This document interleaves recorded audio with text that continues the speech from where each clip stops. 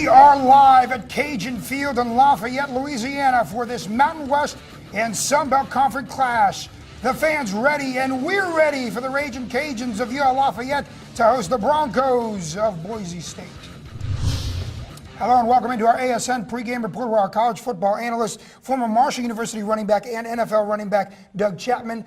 I'm Jorge Andres. We got a Broncos team that traveled halfway across the country to take on a Raging Cajun team that's excited to start this season. And Boise State is eyeballing a shot at the college football playoff, but they got to get through a Raging Cajun squad who's much better than their 4-8 record showed in 2015. All right, time now to take a look at our impact players. Let's start with former Washington Redskins quarterback's nephew, Brett Rypien, nephew of Mark Rypien. What can we expect from him? Like you said, Brett Rypien, nephew of Mark Rypien, threw for over 3,300 yards, which led the Mountain West Conference, added 20 TDs last season without playing in 2 games.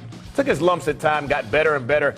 He's a sophomore now, prefers to sit in the pocket rather than pull it down and run. He's added some size, some strength. The Broncos returned 8 starters from an offense that was tops in the conference last season. With Rypien at the helm, they should be right back at it in 2016. All right, let's shift gears now and talk about the Raging Cajuns. Elijah McGuire, a phenomenal running back. What does he bring to the table? Elijah McGuire has rushed for over 1,000 yards in his last 2 seasons, going for 1,047 and 13 TDs in 2015. He was a bright spot on an offense that was 8th in the Sun Belt. He can also hurt you in the passing game. He'll be counted on heavily until they can develop a constant passing attack. Take a look at his career numbers. He had a big year his sophomore year, rushing for over 1,200 yards, but was slowed down a bit last year. Nevertheless, a career with plenty of yardage and plenty of trips into the end zone. Here's Elijah on how a target on his back has never been an obstacle. It don't put any pressure on me at all. I look at it as I'm not even a nominee for the awards. I just want to focus on my season. I don't want to focus on any awards or nothing like that. I just want to focus on what the task at hand and what I gotta handle to have a great season. I'm not a big goal-setting guy because if I don't achieve that goal, I'm gonna feel bad about myself, and that's something I don't want to do. So I just play along as the season go on, and whatever the results is at the end of the season, I check my stats out, and I'll be satisfied with that. All right, Doug, so a fantastic way to kick off the season for this Broncos team and for the Raging Cajuns. What are you looking for today? I want to see if the Broncos are awake. They're coming from across the country, changing time zones. But last time they went east to play somebody, they played Virginia, blew them off the field early in the season. So if they're awake, Broncos should run away with this thing. It'll be interesting to see what happens at at Cajun Field in Lafayette, Louisiana. Both teams trying to get their season off to the right start. Let's send it out now to Cajun Field in Lafayette, Louisiana. Doug Bell, Keith Moreland, they have the call next. I didn't know you wrote that.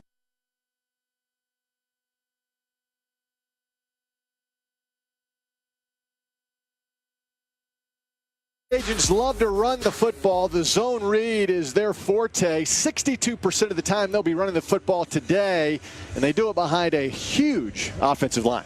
Well, this is an outstanding offensive line, but it's also outstandingly big. When you look at it, they have a center, Eddie Gordon's where it leads up front. And Gordon, 325 pounds. You don't see many centers that big, but they're really going to rely on a redshirt freshman from a little Class A school in Texas, Ron Hunt.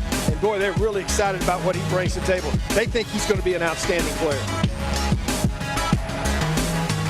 Well, the Raging Cajuns are famous for their tailgating, and outside the stadium right now, Cajun Field, there are thousands of folks wrapping things up, Keith, before they come into the stadium for the season opener. And I think we have a terrific matchup today. I think we're going to see a lot of points. Well, I do. I think this is an offensive game when you look at it. Both of these teams bring certain things to the table. Boise, obviously, one of the best offenses in the nation over the last decade. And for the Raging Cajuns, they run the football, and they do it with a big offensive line, and they've got a tailback. When you look at him, there's no question about it. McGuire, he's a guy that's going to play on Sundays. So, you know, he's going to run the football. He's going to get his 25 touches. I expect points on the board. There's Brett Rypien, who came on strong the 5th week of last season and set all sorts of passing records. And Boise went on to have another good year, but they hope to win the conference this year and advance even further. Look at the numbers for young Brett Rypien. He was a true freshman, Keith, when he took over last year. Yeah, he did an outstanding job of reading defenses. He said he's really grown up this summer. He's gotten stronger with age. One of the things he does very well, his ability to read defenses. So that's one of the things we'll see early and see which way it was going to go. We already had a little bit of confusion is Boise knew they were going to receive, but they went to the wrong end of the field. Now they're going to have to go down to the other end of the field. Well, Boise won the coin flip, and instead of deferring, which so many football teams do nowadays, they want the football, Keith. Yeah. They would get an offense. Yeah, that's their strength. They can score points. They move it all over the place. They have so many different weapons. So kickoff coverage, this is the part right here that puts gray hairs on coaches. Opening game, kickoff coverage, kickoffs, special teams be such an importance in this game, and you hope that it does not cost you a ball game in the opener. Stevie Artigue will kick off for the Raging Cajuns. Jeremy McNichols, Jonathan Moxie deep for Boise. And the season is underway for the Raging Cajuns and the Broncos. Here comes McNichols, working his way up just past the 20-yard line. And here comes the offense for Boise State. A year ago, averaged just shy of 40 points a game. And Keith, they scored 50 points 4 times last year. They are a prolific offensive machine. They do, and they do it a lot of different ways. They have the short, compact passing game. They want to be more vertical. They use 4 tight ends, and they use them in so many different ways in the running game and in the passing game. You'll see a lot of motion, a lot of H-back tight ends, and they'll be very much involved in this offense. Jake Rowe, their outstanding tight end, still bothered by a knee injury, will not see action today, but they have plenty of depth at that tight end spot. Ripping from the shotgun. And the handoff. Jeremy McNichols surging forward. We talked about the Raging Cajuns offensive line, Keith. Boise State has a pretty good offensive line. Well, they do, and you know, you never are going to be a good offensive team if you don't have good guys up front. It's no question. How about the fast pace right back to the line of scrimmage? 2nd down and 4. Rippin under center now. His first pass of the season. And it goes incomplete, looking for Danens. He's the tight end who gets the start in place of Jake Rowe.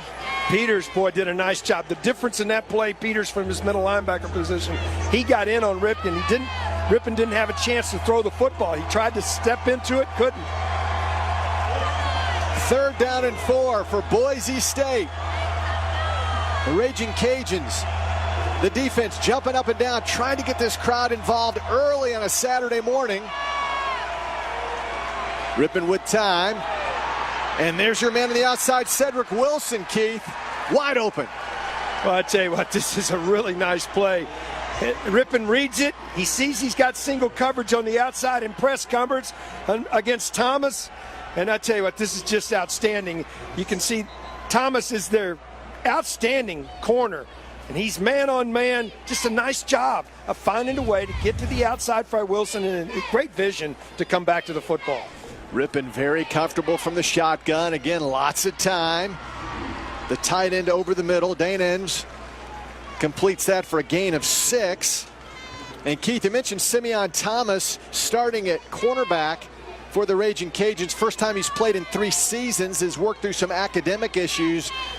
Physically, they think he's terrific, just hasn't had a lot of experience. Well, and there's no substitute for experience. So see how it goes as the game goes on. They don't know what to expect. Yeah, he let Wilson get behind him on that big 3rd down play, and there's a motion penalty going against the Broncos.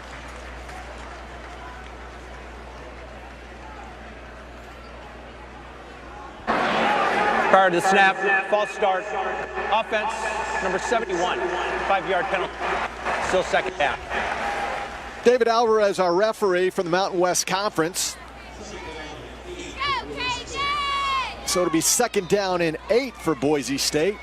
Wearing their road white on this hot and humid Saturday morning, and that humidity will only increase as we get going here in Lafayette. Rippin, what a nice pass that was. Wide open. That may be, I thought it was going to go for a touchdown, but Spurbeck gets wrestled down around the 3-yard line. Well, this is a blown coverage on the outside. They came down, brought a safety down, and then Spurbeck is just wide open. There's nobody out in the flat with him. And he does a nice job making a move, taking it down inside the 5. That's great recognition from the sophomore quarterback, Rippin. He saw the coverage, nobody around him. Does a nice job right there. just settled him down in that spot. That wasn't a route. He just said, hey, I'm wide open, and stopped. There's their power formation, and walking it into the end zone, Jeremy McNichols, an impressive opening drive for Boise State. Now overcame a 3rd down and a penalty, and then this is outstanding blocking at the point of attack right here. Counter tray, power offense. See the counter in the backfield, lead with a tackle, bring a guard around and easily into the end zone. Tyler Rossa in for the extra point, the senior.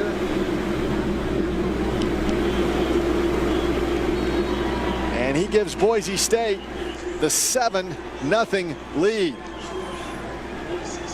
Let's go back and look at Thomas Spurbeck.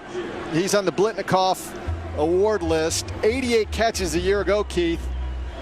And he just completely turned around the secondary. You're right, but the coverage right here, watch the corner comes up thinking he's got a safety over the top. There's no safety there. And Spur does a great job of realizing that, and he just squats down. Once he gets behind him, hey, that's not a route. You don't go down 8 yards and just turn around. He just got in an open space. That's just the veteran wide receiver right there saying, hey, I'm open, and then ripping, finding him. That's the difference. Spurbeck really is a phenomenal athlete. They know all about him in the Mountain West Conference and at Boise State. The country getting to know this kid. Great flexibility, great hands. That was his first grab of many this season. 88 catches last year, Keith. That's impressive. And he'll do it in a lot of different spots. They'll use him in the slot. They'll use him out. At that time, he was split out. They'll also put him in motion, run the jet sweep with him. He brings a lot of different things to the table. Just a veteran presence, understands offense. I mean, sometimes you talk about quarterbacks understanding the offense. Wide receivers have got to also understand where the soft spots are in the defense, and he does that very well. Yeah, Scott Huff, the co-offensive coordinator, said sometimes he pops in the tape. That's going to be an incomplete pass. Oh my gosh, Spurbeck somehow caught that. Well, he's got great hands to go with it. So here's the kickoff by Rossa, and that goes into the end zone. So the Raging Cajuns with a brand new quarterback will start at the 20-yard line. When you look at Jennings, transfer, he comes in, he's a big, strong young man. He can do a lot of different things. For the Raging Cajuns to stay and put themselves in this ballgame, though, they got to control clock. They need to run the football, get ahead of the chains on first down, put themselves in position that they're not having to use the pass to get back in the ballgame. Anthony Jennings, AJ, familiar with the folks down here in Louisiana, a transfer from LSU where he played on and off for 4 seasons, earned a degree from LSU, and now as a 5th-year senior, wrapping up his career, was named the starter 4 weeks ago here. Dumps it off to McGuire. Elijah McGuire pulls forward to the 45-yard line. That could be a deadly combination for this team this year. You're right. They want to get the ball in McGuire's hands at least 25 times. First play of the game, it does it, and they're instantly right back to the line of scrimmage. No huddle. There's the zone read right back to McGuire. Flag down in the middle of the field. Where this flag from the umpire came in, this is usually holding.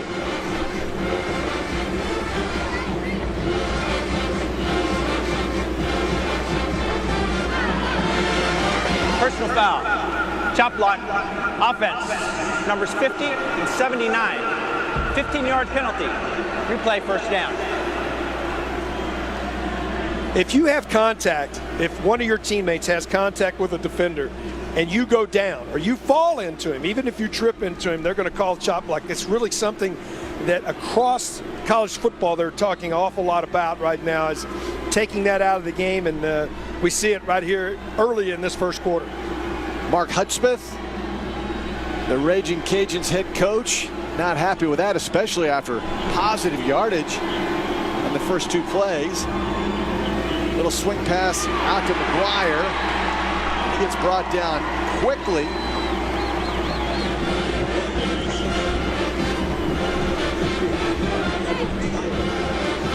That's Evan Tyler, comes in real quickly from the outside. We weren't sure we would see him. Well, there's a lot of different new safeties. involved for Boise. They are thin in that department to start the season with injuries. 2nd down and 31. Jennings just runs out of bounds. Gets it back to the line of scrimmage. 3rd down and long. Ben Weaver was right there shadowing A.J. Jennings. Well, Boise now, once they get you in this type of situation, they will go to a nickel package. But once they go to nickel, they come about 70% of the time they're going to come after the quarterback. Now this is 3rd and forever, so I doubt that you come after him here. Jennings more of a runner than a passer at LSU.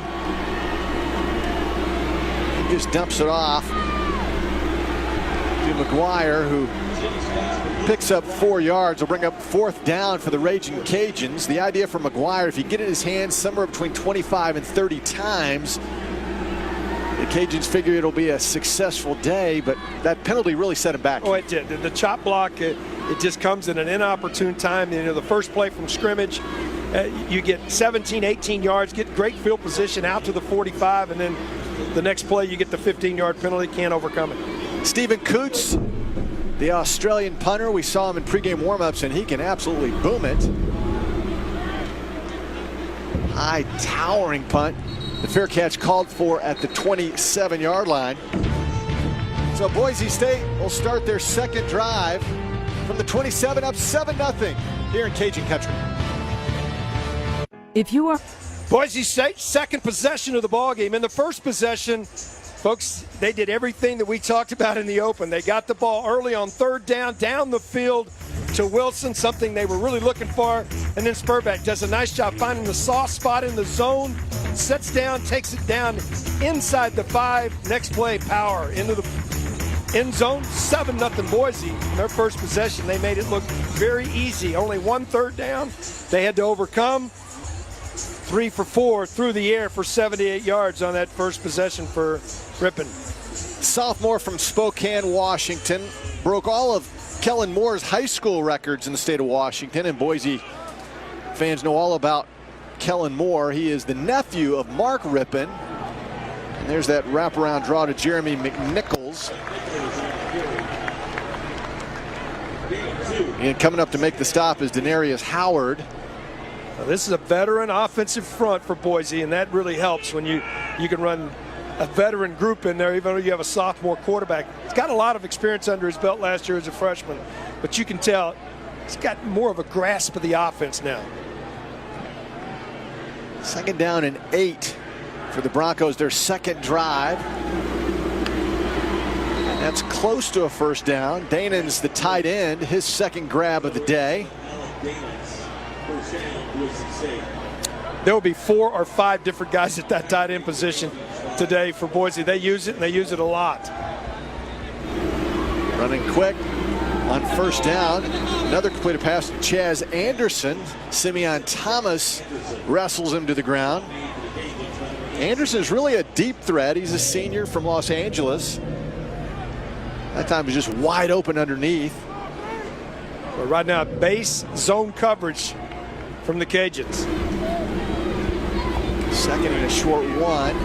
In Rippon showing off that arm. Quickly to the outside, Cedric Wilson, another 1st down for Boise State. Well, as a center, you've got to snap the ball back, and you've got a guy right over the top of you. There's a lot of times that you can get low as soon as you make the snap. We've seen it a couple of times already. We'll show it to you in a minute. If you're a center, this is going to be offsides, I believe, against the Cajuns.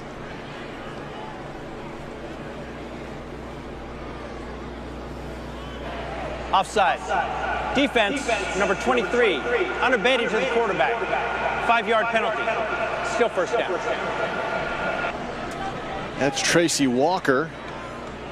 Madison Hampton, the center, when you've got a guy right over the top of you and you snap that ball, you're looking at him and you're thinking, what am I going to do? Sometimes it's just easier to go down and take him down. And boy, he did a great job right there. On a screen situation, you want the linemen to have their hands up, so you go down low. Rippon wide open. Cedric Wilson, his 1st touchdown of the season. Broke the play before he lost the football. Wilson Touchdown, Boise State. We talked about him being a vertical threat, and that's exactly what to do. Rippon looking to the left, gets the safety off, comes back. Nobody there for the inside seam. And boy, into the end zone. I tell you what, though, he did not know that ball was going to get knocked out. He was one step across the plane before that ball gets knocked out. Rossa on for his second extra point. That was a 42-yard strike from Rippon to Wilson. And now they are reviewing that play. Keith, it was close, wasn't it? It looked like he was across the plane before the ball was knocked out. Great job again of looking the safety off and then coming back to Wilson. Wilson's running right here. We just have to go quickly. I don't know. From that view, I don't think there's enough evidence to overturn that. We get a better opportunity right here. I tell you what, from that view, that ball might have been out before he crossed the plane. Now, Wilson did fall back on it in the end zone. So I think it's going to be a touchdown either way, but that ball could have come out. Got a chance to see it again right here in slow motion. Boy, it is so close from that angle. That's hard to see. Really, to tell a difference. You see him taking a step. He's about the 2.5 there. That is so close, but I will give Wilson credit. You know, as soon as he lost it, he got right back on top of it.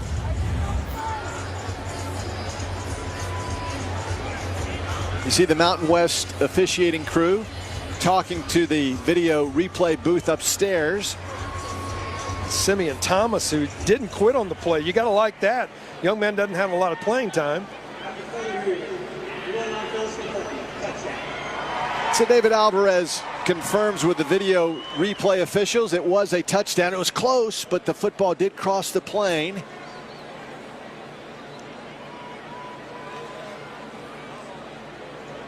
So Rossa back on for Boise State.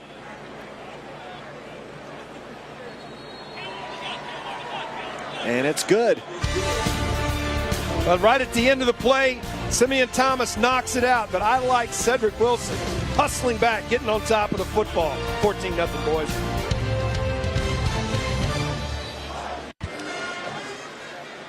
An impressive start for Boise State. Touchdowns on their 2 opening drives. Doug Bell alongside Keith Moreland. A lot of folks came down from Boise.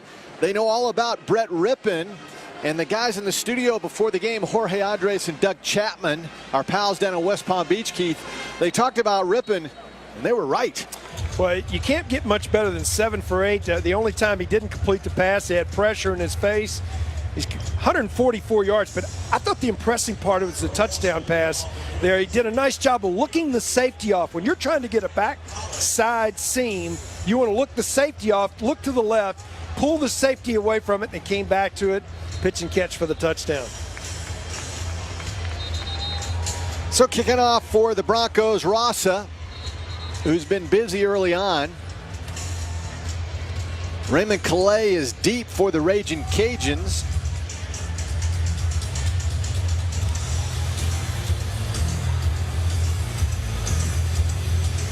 Good look at Raymond, the freshman, who was the fastest 100-meter guy in the state of Louisiana last year during the track season. Ran sub 10 seconds in the 100 meters. He's not Usain Bolt, but he's not bad, Keith. He can fly. Coaches were excited about his prospects this season.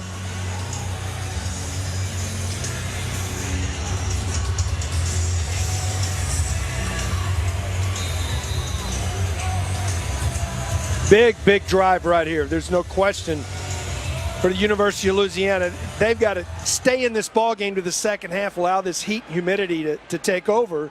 But they got to stay in the ball game. So right now they need a time-consuming drive, let their defense get a rest, and come away with some points. So let's see what A.J. Jennings can do. A penalty hurt the Raging Cajuns in that opening drive. Really set him back. He had the chop block called on Hunt and Gordon. And it's hard to overcome 15-yard penalties. It makes it 1st and 25. They couldn't. See if they can get ahead of the chains here now and get positive yardage. For me, I got to get it to Elijah McGuire a couple of times running the football and see if he can get something going in this big offensive line. Huge offensive line, as a matter of fact. You know, prior to last season when they were 4-8, the Raging Cajuns had 4 consecutive 9-4 seasons. They won 4 straight bowl games, the New Orleans Bowl. And Mark Hudspeth, their head coach, told us, we really thought we were headed to being the next Boise State. Set them back last year. And they hope to be back on that same 9-4 track as it goes right up the gut again. Elijah McGuire has been busy early on. McCaskill with a nice job right there, coming in to make that tackle. Defensive end, collapsing down on it. Jennings looking deep. And for a moment had his man Jamarcus Bradley. Overthrew him. Good coverage there by Boise and Evan Tyler. Flag down in the backfield. Personal foul. Roughing the passer. Defense, number 8. A late throw down. 15-yard penalty and an automatic first down. Jabril Frazier with a late hit. Second-year player from Los Angeles. Right. Jennings goes back, and he's a big young man, and he can stay in the pocket a long time trying to stretch the field. He gets rid of the football. It's just that he took him to the ground. You don't see it right there. Got rid of it and then was taken to the ground. Jennings quickly to the outside to McGuire. And again, you can see the Raging Cajuns, Keith. They line up McGuire in the backfield, wide. Sometimes he's in the slot. The only active player in college football with 3,000 rushing yards and 1,000 receiving yards. We opened the broadcast talking about it. He's going to play on Sundays. He brings a lot to the table. He's got outstanding speed. It's not really pure sprinter speed, but he is a slasher. He's a guy that makes something out of nothing a lot. Good cutback runner. First injury of the day. That's Joe Martirano, outstanding middle linebacker. Got shaken up. Number 7, Joe Martirano. Andy Avalos was talking to us, defensive coordinator, and he said, we asked him, both of us, what's the strength of your defense? He says, no question, it's our linebackers. We've got depth. He's going to need it right here with one of his veterans going out of the game right there, the junior. They have outstanding linebackers at Boise, guys that fly to the football. And Weaver, Martirano, and Vallejo, they make a ton of tackles.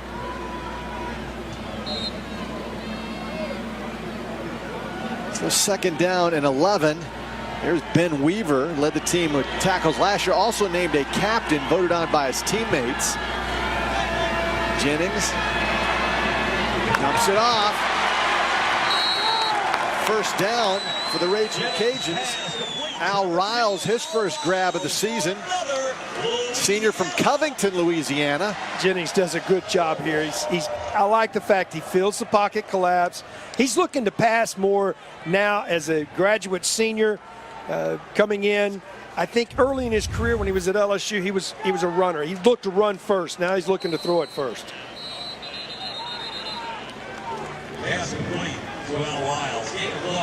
Riles caught that pass as well. Raging Cajuns going quick.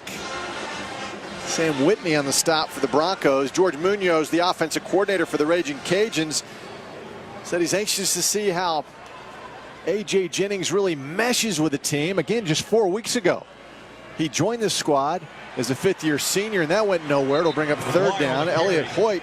A really unusual formation right there, Doug. They overloaded the short side of the field. Boise slid their defense over, understanding McGuire's probably going to run the sweep. They had 4 receivers on one side and only an offensive tackle on the other to the wide side of the field. Third down and 13. Comes the blitz. Jennings dumped it off, and now a late flag comes flying in. Well, McGuire was going to an out. Jennings thought he was going to turn back to the inside. He felt pressure and had to get rid of it. Now we'll wait on the flag.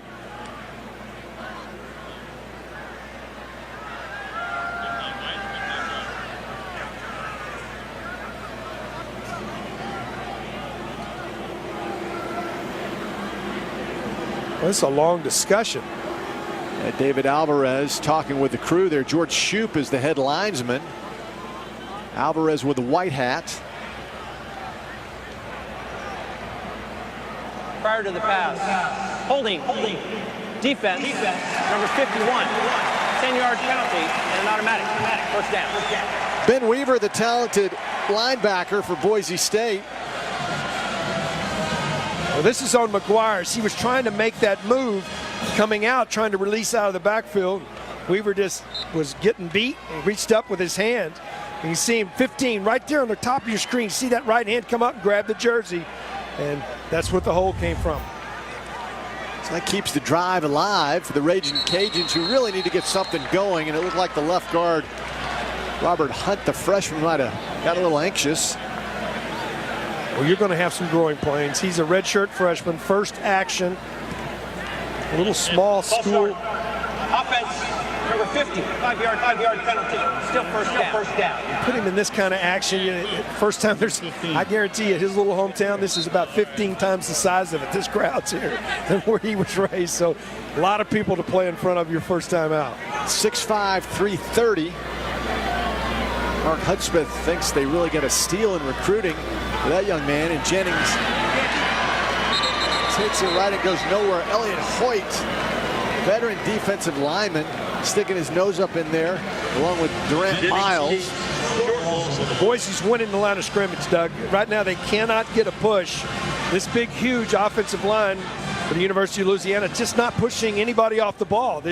Great penetration from Boise. Broncos getting a nice rotation there in their defensive line in this hot and humid weather. A lot of time for Jennings. That was almost picked off. Darren Lee. Jennings pass. Oh, this is great defense. Read the quarterback's eyes, cut underneath the back coming out of the backfield. You can see, watch him, he's reading the quarterback, now just cut in front of him. Does right there, reads the eyes. That's a pick six. Oh, won't get many of those chances in your career. 3rd down and 17 for the Raging Cajuns. Jennings with lots of time. Finds his man, but that'll be well short of the first down. That was Hoggins on the receiving end. Well, I tell you what, this is a tough call right here. You can try to back him up, have a pooch kick. You're right in that no man's land at the 40-yard line. I think they're going to punt the football away here. Try to get it up high, try to back him up. Stephen Coots is a weapon, the Aussie. We saw him in that first punt, a high towering kick. Now he does the Aussie rules football maneuver as well. Looks like he's set up for that possibly. Butler deep for Boise, tries to pooch it, did that well a season ago. And the fair catch called for at the 4-yard line. Wow, they got to let that ball hit. That mistake break for the University of Louisiana, who needs to stop. 14-0 Boise. Is your body Lafayette, Louisiana, the hill in the end zone, a popular location. Boise State up 14-0, and get in on the action and get a bit of ASN gear yourself.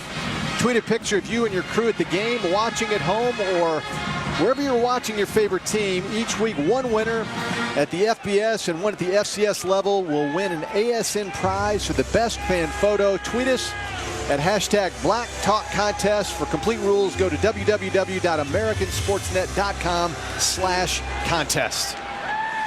Doug Bell with Keith Moreland. Boise State's 3rd drive starts deep in their own territory. Ball on the 4-yard line. Ripping quickly to the outside. And that goes for a first down. The Cajuns were bringing all-out blitz up there, man coverage. Did a really nice job setting up the bubble screen on the outside. Just up front, doing a great job. That's a veteran offensive line group, and you can tell that they know how to protect each other. Thomas Spurback, his 2nd catch. And again, it's both teams pointing fingers. Looks like perhaps Boise might have jumped a bit. Made that little twitch move, the right tackle. False start. Offense, number 87, 5-yard penalty. Still first down. That's the tight end, Nate Danens. Again, Jake Rowe, who's on that Mackey Award list, not playing today, resting an injured knee. Danens already has 2 catches, Keith. They use their tight ends. They'll play 4 today.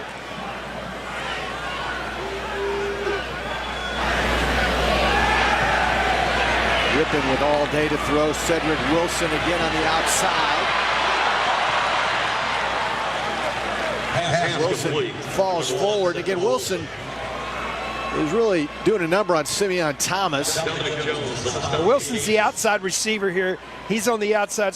Spurrick is in the inside. Spurrick comes down. He sets everything out. Watch everybody move with him, and he just comes back, finds the soft spot, pitch and catch. Excellent job of 1st and long. 2nd down and 2 for Boise State. Rippon overshoots his receiver that time. Well, they move him to the outside on 2nd and short. They were really trying to stretch the field again, trying to get the drag. The secondary receiver from the outside goes down. And then you got the drag pattern. Take 1 deep, 1 long, try to get that guy in the middle. Couldn't pitch and catch. Brings up only the 2nd, 3rd down of the ball game for Boise. Rippon under center. McNichols in the backfield. McNichols jams his way in the middle of that line. That's a gigantic stop. It's going to be short for force a punt. And that's exactly what this crowd and this defense needed for the Raging Cajuns. There's Mario Osborne, big number 91 from Daphne, Alabama.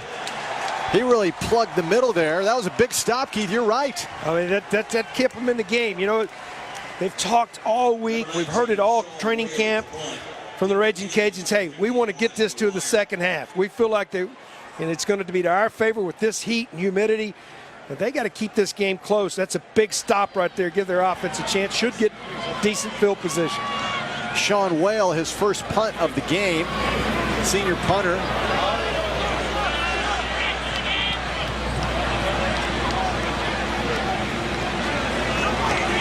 Got it away, and it's down at the 34-yard line. Down at the 34, where the Cajuns down at 1st. For the Cajuns, another opportunity. They still haven't been able to get ahead of the chains, Doug. We haven't seen a 2nd and 3 in the ballgame, or 2nd and 4. And they've been in 2nd and long, so they've got to find a way to get into the flow of their offense, get McGuire going, get the running game going. There's Mark Hudspeth with the visor on. And here's a guy who was a really good player in his own right at Delta State. Head coach at North Alabama, up in Florence, Alabama. It's a Division II level school with a championship history at that school. Worked with Dan Mullen at Mississippi State. Keith is the passing coordinator. Took the job here, and for 4 seasons, they were terrific. 4 straight 9-win seasons, 4 bowl wins. Now trying to bounce back after the disappointment from a year ago.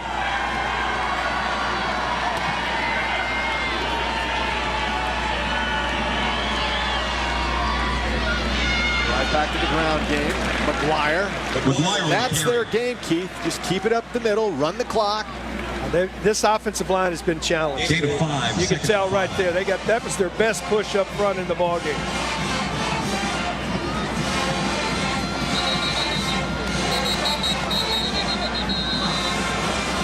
As they start this, trying to go quickly, they get the illegal procedure penalty here.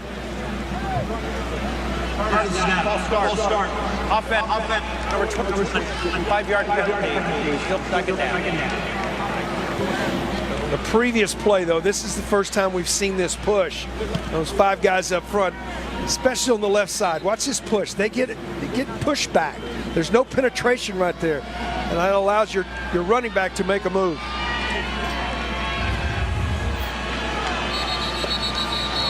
And another flag down. This is just shooting yourself in the foot.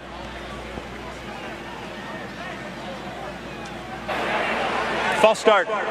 Offense, number 63. 5-yard penalty. Still second down. It takes patience to run offense. And patience means you know what the snap count is. So I know you'd love to get off the ball first, but you know what it is. That's one of those situations where all of a sudden you go from 2nd and 5 to now 2nd and 15. That's Renard Ford, backup left tackle, as the Raging Cajuns start to rotate some linemen in this hot weather. Jennings, he's going to get sacked.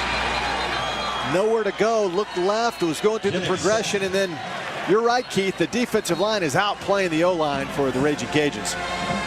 This is just, they're rotating different fronts are the Broncos. But you can see right now that the defensive front's getting their push. They're coming from the outside, coming around the corner. Flag late on this play as the helmet comes off. We'll see what the call is here. This might be a face mask against the Raging Cajuns. I don't know if they'll back him up. It's already going to be 3rd and over 20. We'll get the call here.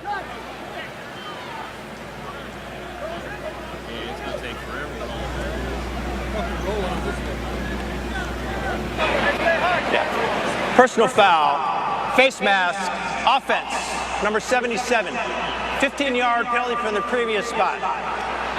Replay, second down. This is one of them right at the end of the play where he just reaches up, grabs a helmet. Boise State is elected to decline the foul. 3rd down. Right there, just grabs a hold of it, and it comes off. I was really amazed that they were thinking about taking that penalty from the point of the spot, because now it's third down, almost 20 as it is. Yeah, Goodacre just going back at grabbed the face mask of David Moa, and so now it's 3rd down and a bunch. 3rd down and 21. They've been in these 3rd and longs all day.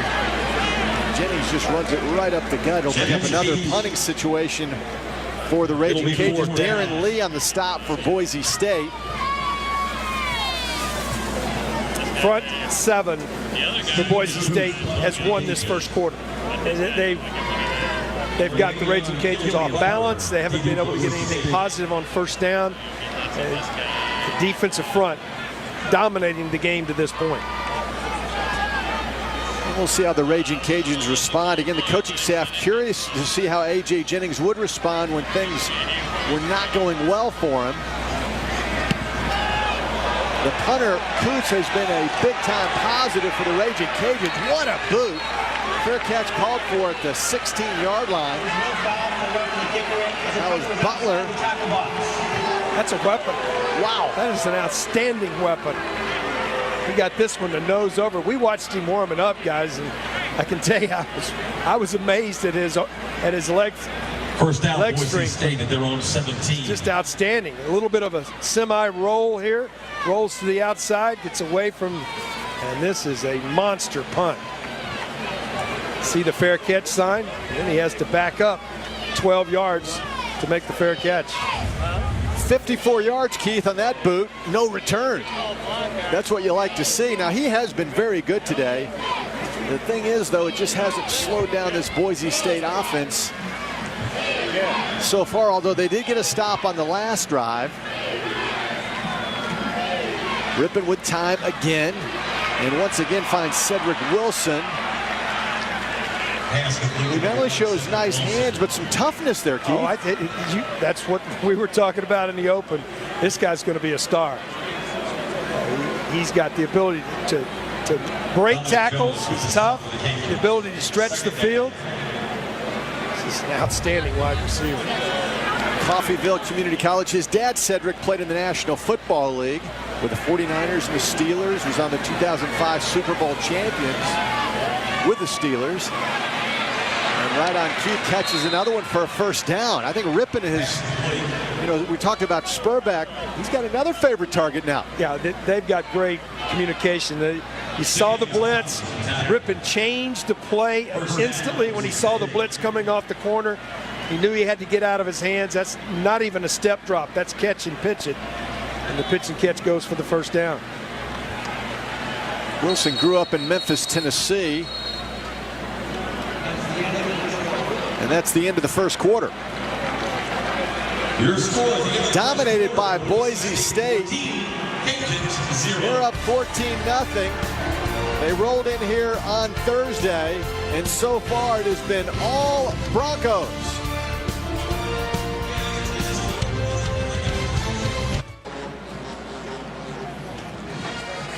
It's been impressive. Boise State in that first quarter. Brett Rippon, the sophomore from Spokane, a year ago averaged 305 yards a game passing, and Keith already 185 in the first quarter. Well, he's done a nice job. The other part is he's found his receivers. He's done a nice job finding the guy open underneath, and then right there, looks the safety way, comes back to the seam. He's done everything you could ask. You can tell he's getting a great grasp of the offense. Great job of setting up the screen here. Jeremy McNichols just worked his way out in the open field. Tracy Walker on the stop for the Raging Cajuns, but not for a big gain for the Broncos. First down, Boise State. They're wanting to go quickly. Excellent setup of the screen there, and then now they're going quickly right back to the line of scrimmage.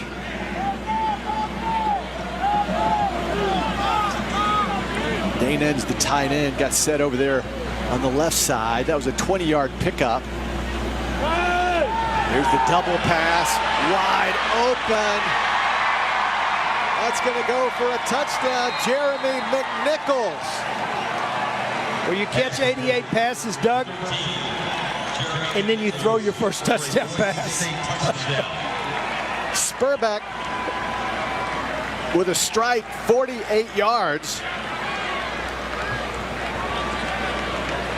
Up under center, you don't see it very often. Backward pass, sets up. Boy, he lays this ball out perfectly. How many times you get to work on that? Laid it up into the end zone. Outstanding. Vintage Boise State. Yep. The trick play. We knew we were going to see one or two today. And the extra point is good. It's 21-0 Broncos. Well, it starts out with Rippon under center. You just don't see that very often. You can see him up. Spurbeck is back behind him. The throw goes backwards. And right here you can see the tailback at the very top of your screen is coming from his tailback position, running a wheel route back to the outside. Absolutely nobody there. And how about laying it up perfect? You can't throw a ball any better than that. That was a terrific pass. You know, it's so much fun to watch this Boise State offense. And in watching clips and prepping for this game, Brian Harsin, the head coach, calls all the plays. He was a backup quarterback at Boise State. From 2006 to 2010, he was the offensive coordinator under Chris Peterson when they were off the charts good, setting all sorts of scoring records. Then Keith, he went to your school, University of Texas, where he really improved Mac Brown's offense for a couple of years, was given the Arkansas State head job following Hugh Freeze and Gus Malzahn. And then the opening came at his alma mater. He came back. This guy, he can call some plays. Oh, he's definitely. He's an offensive guy. He fits into the system. He understands the dynamics of what Boise is. You can see his numbers over 4 seasons right there. He's just been outstanding. Well, what a great start here. Well, the Raging Cajuns trying to get something going. There's the return out to the 27-yard line. Again, Callie, the speed merchant, trying to show off that speed. We mentioned the fastest 100-meter man in the state of Louisiana a year ago. Trying to show off that speed on the football field. And Mark Hudspeth hoping the Raging Cajuns get something going. He really feels in the second half, when this heat and humidity really intensifies, that it could be a big advantage. But if they're way behind, Keith, there's no way they can work their way out of the hole. Well, and the other thing, they haven't been able to get their defense off the field because their offense hasn't been able to sustain any drives by running the football. Jennings again trying to scramble out of trouble. Going nowhere. Boy, this great coverage. This secondary safety's a little thin at safety right now. This Boise State, but boy, they've done a nice job in the secondary. Nowhere for Jennings to throw the ball there. He looked at 3 different receivers, all covered. Here's the draw play to Elijah McGuire. McGuire thought about going to the National Football League a year ago, and then upon the advice from family members and others decided to come back for one more season. And right now having a tough time against that Boise State defensive front. A question mark coming in, but so far, Keith, they have been impressive today. Oh, they've been outstanding. They've won the line of scrimmage, and now it's 4th down and short. Do you go for it here? It's 13 minutes to go, and you're into the field. You have not had many stops defensively, though. And here come the Raging Cajuns, 4th down and 1, and a timeout called by Boise State. And now all of a sudden, this gives you a chance, if you're the Raging Cajuns, to think about this a little bit. Sometimes when you think about it, you've got a weapon, your punter, that can average 50 yards a punt. I think you might look at this again and go, you know what? Yes, we just haven't been able to get any consistency on the offense, but do we really want to give them a short field?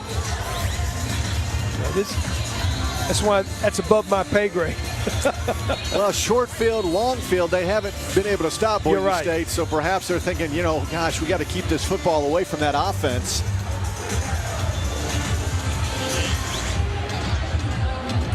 Well, this gives the opportunity for Boise State to, you know, get the defensive front they want in the game, probably 5 down linemen. Get their book of linebackers into the game. Andy Avalos, first-year defensive coordinator for Boise State, 5th year on staff, has been around. Enjoyed talking to Andy the other day, and here's the 4th down play. Jennings is tight end, but that is short. Nick Byrne got buried well short of the 1st down marker. Jonathan Moxley just does an outstanding job coming up, reading this. He sees it, the play action from his safety position. Moxley comes up right here, and then what a great open field tackle right there to stop it down. Just a great read from your free safety position. You've got that one guy that you're responsible for as a free safety. Is the guy comes to the outside, especially when you had 3 wide receivers, Doug, to one side of the field. The free safety's got the back to the opposite side. Moxley from Jupiter, Florida, Dwyer High School. The roster for Boise State, they come from everywhere. Rippin, wide open over the middle. Jeremy McNichols, who's having a huge afternoon. What a pass. Rippin does an outstanding job right here. Again, looking away the safety, quickly back to the line of scrimmage right now. That went for 20 yards. Right back to McNichols, who dodges a tackler and works his way in for the touchdown. Too easy right there. Touchdown. Too easy. Rippin does a great job setting this up, though. Right here when he goes back to set up, watch his eyes. Look to the left. Look at that safety, and then he comes right back, and that safety has to stay in his position. That's the way you get an open seam route, is look that safety off. Tyler Rossa, senior, on for another extra point, his 4th of the day, and it is good. And then McNichols finishes it off after the reception, comes right back here, punishing his way into the end zone. State has come out throwing haymakers against the Raging Cajuns, and they're landing them up 28-0. Remember, for all your social media action, follow us at Live on ASN. Good stuff, especially if you're back in Boise, Idaho, watching Brett Rippin and company, Keith. This is impressive. Well, what we've seen is dominant defensive front to set the tone, and then Rippin, Wilson, and McReynolds have been outstanding. Running the football, throwing the football, but the defensive front has been what has impressed me. McGuire and Calais are deep for the Raging Cajuns. That goes through the end zone. What a weapon that's been, too. All these kicks. No chance to return.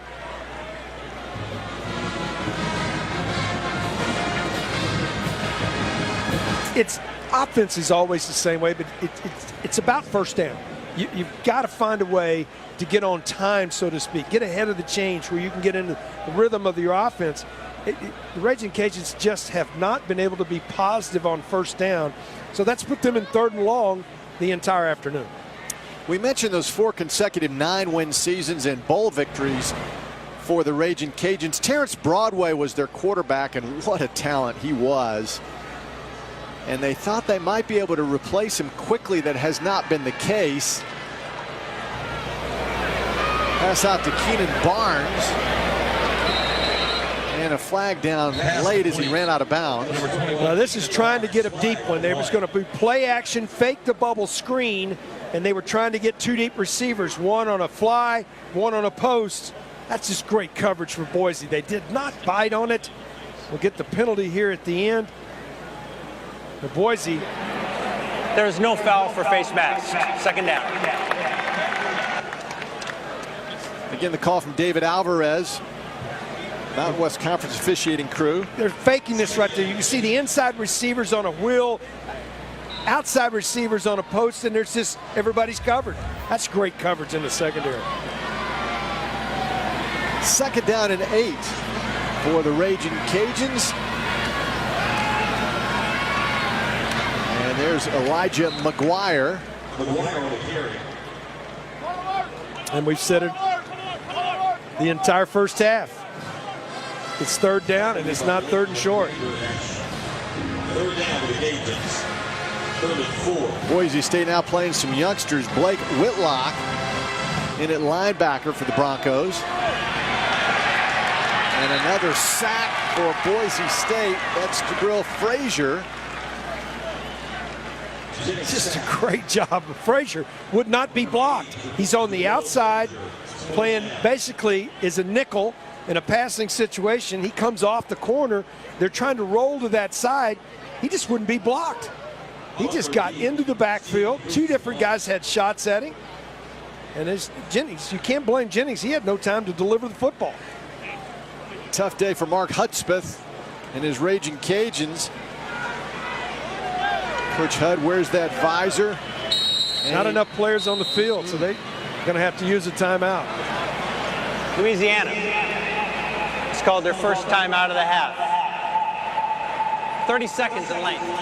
Coach Hud may throw that visor in a minute, Keith, just like the old ball coach. Yeah, it's upsetting, but this is the first one, and it's hard to recreate a game situation, especially when you've gone for it once on 4th down, but you should know that the punt team's on the field. You've got every assistant coach yelling, punt team, punt team. So if you know you're on the punt team and you're sitting on the sidelines, you're not in the right spot.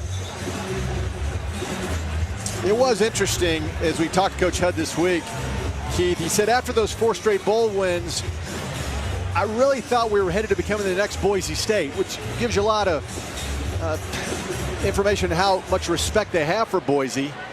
And last season, the wheels fell off. They're hoping to get it back. A lot of talent in this team. But they have run into a buzzsaw in this first game at home. Boy, that is way up in the air for Coots. That was a wedge shot. That the Cajuns down just shy of the 40-yard line. Coots has been a weapon, but they need more on the offensive side, that's for sure. Coach Harsin of Boise State split the practice time for the first time. Keith, he had 3 days just the freshmen, and then 3 days just the veterans. And he said both groups liked it. It really gave the staff a chance to focus on the young guys. 39 new faces this year, freshmen, walk-on, transfers from Boise State. So he felt he needed that time. Yeah, it just gives you time to, where do you need to be, the times you need to be, and how you run your periods in practice, and it makes total sense to me. Back to the ground is Jeremy McNichols. The Cajuns right here, they need to stop. You're also playing for pride. You get yourself, say, hey, we wanted to get to the second half. How do we get to the second half? We got to get a stop and maybe something good, or create a turnover right here defensively.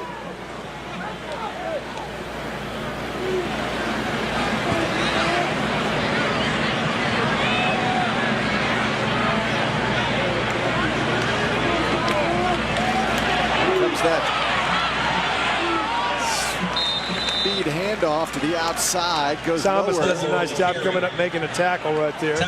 But the defensive front did a nice job of feathering this to the sidelines. They kept pushing it to the outside, allowing the pursuit. What happens when you get one of these jet sweeps? Right there, you just keep pushing. So that's the first thing. Got penetration, pushing back, then feathered it to the outside. 3rd down and 8. Ripping to Cedric Wilson for a first down. Again, that's great timing, yeah. Doug. Ripping through this ball before Wilson came out of his break. This is a young guy that just joined this club, and Wilson, he's a transfer, but those guys look like they've been playing together for years. He threw the football before Wilson came out of the break. 1st and 10 inside the Cajuns territory. Rippin got pressure, lost the football. It's loose on the ground. It appears the Broncos got it back. And they did. First time they've really put pressure on Rippin today. Got to him and almost created exactly what they needed. They came from the inside, a stunt up front. Get that stunt. You see the linebacker stepping up right there. He's stunting up the middle. The pressure from the outside. Oh, that football's on the ground. That's one you needed right there. Archie Lewis wrapped it up for Boise State. Now 2nd down and long. Rippin another blitz. More pressure on Rippin and a late hit. Here comes the flag. That's Tracy Walker, who moved from safety in the spring to linebacker. He roared in there and they called the late hit. Personal foul. Roughing the passer. Defense, number 23, uses his full body weight on the quarterback. 15-yard penalty and an automatic first down. I've never quite heard the explanation of full body weight, but get a chance to see it right here. As he goes back trying to set up the screen, he's coming. His body's just going forward. Now, he did lift at the last second. The only thing that could possibly be in there, the reason they got it is he came up. If he just runs through him, I don't think you get the penalty right there. New set of downs after the penalty. Nichols down to the 25-yard line. Or check that, that's Demas. Showed some speed right there to the outside. Did a nice job breaking the tackle. Boy, they're right back to the line of scrimmage. Demas still in there.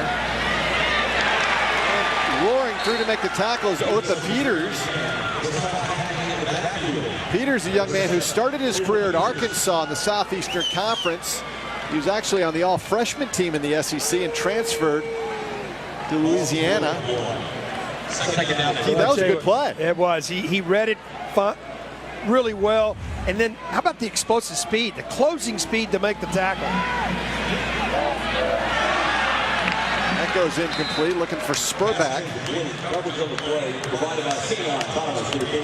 Simeon Thomas had nice coverage that time. Again, Thomas is a big tall kid at 6'3", just under 200 pounds, good size. Melvin Smith, the co-defensive coordinator for Louisiana, loves the potential for Thomas, but today certainly, boy, trying to guard Wilson has been a tough chore for him.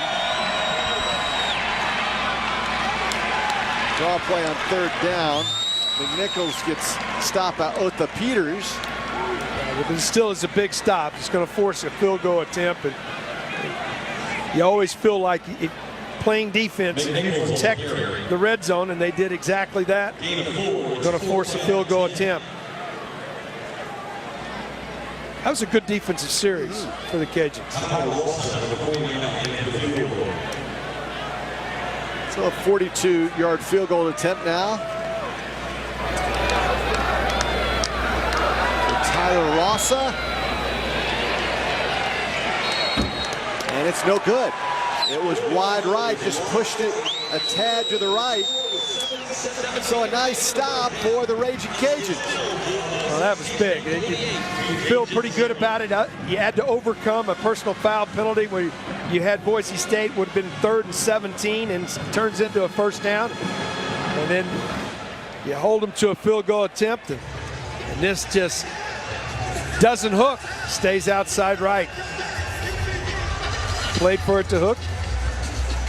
We've all played for a hook and it hasn't hooked Absolutely. before. Yeah, I can relate to that. Hey, coming up at halftime, we're going to talk to Carl Benson, the outstanding commissioner of the Sun Belt Conference. Good things happen in the Sun Belt. App State nearly got Tennessee the other night. That was a heck of a football game. Right up the gut again is Elijah McGuire. The Cajuns again at 62% run-oriented. And today that percentage has been even higher.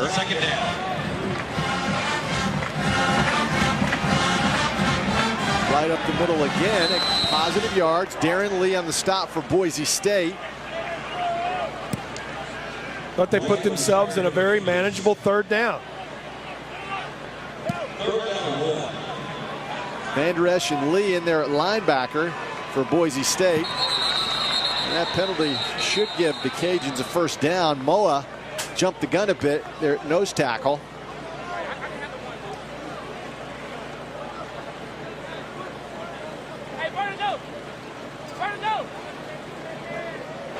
Offside. Defense, number 55 with contact. 5-yard penalty. The yardage results in a first down. Moa, sophomore from San Diego. Just moved a hair early. That usually gets you a seat on the sidelines for a player too. Very quick Moa, 268 pounds. And he just overshoots his receiver. That was Jared Jackson. Times as a receiver, you got to finish your route. That time Jackson got to the outside and he just didn't continue. Jennings thought he was going to continue to the sidelines, just out of his reach. The Boise State staff broke down tape of Jennings when he played at LSU. Again, played off and on for 4 seasons in nearby Baton Rouge. That was a good play, very close to a first down. Jacquette on the receiving end. Tyler Horton was trying to keep him from the stick. A little rhythm for the first time. This is big. Get some rhythm, come away with some points. That was a first down. He just got by the marker. Closing in on 6 minutes to play before halftime.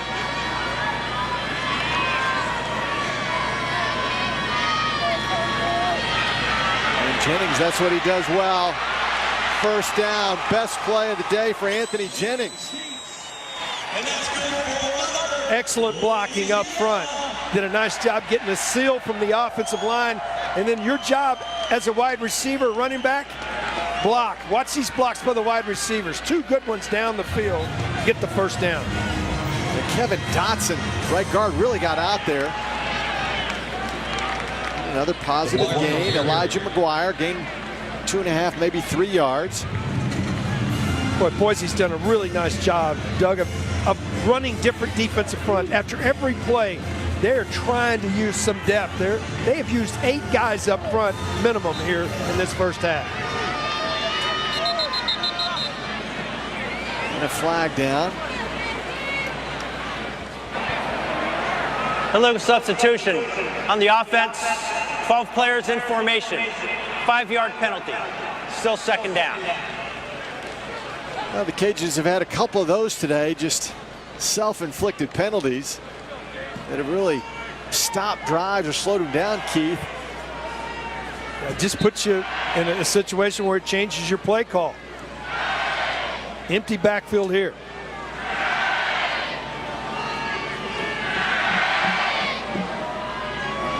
sidelines.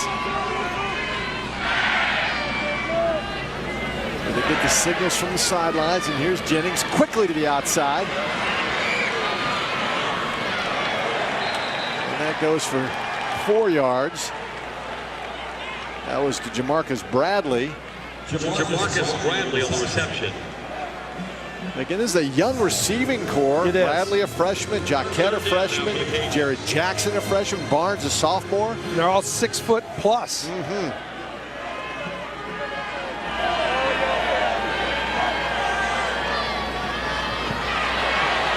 Boy, that's a good play by A.J. Jennings. First down, Raging Cajuns. Quarterback draw, spread everybody out. Offensive line does a nice job selling pass. And Jennings just finds the soft spot. Yeah, flag comes down. That's a procedure penalty. Jennings rifles the ball on the turf.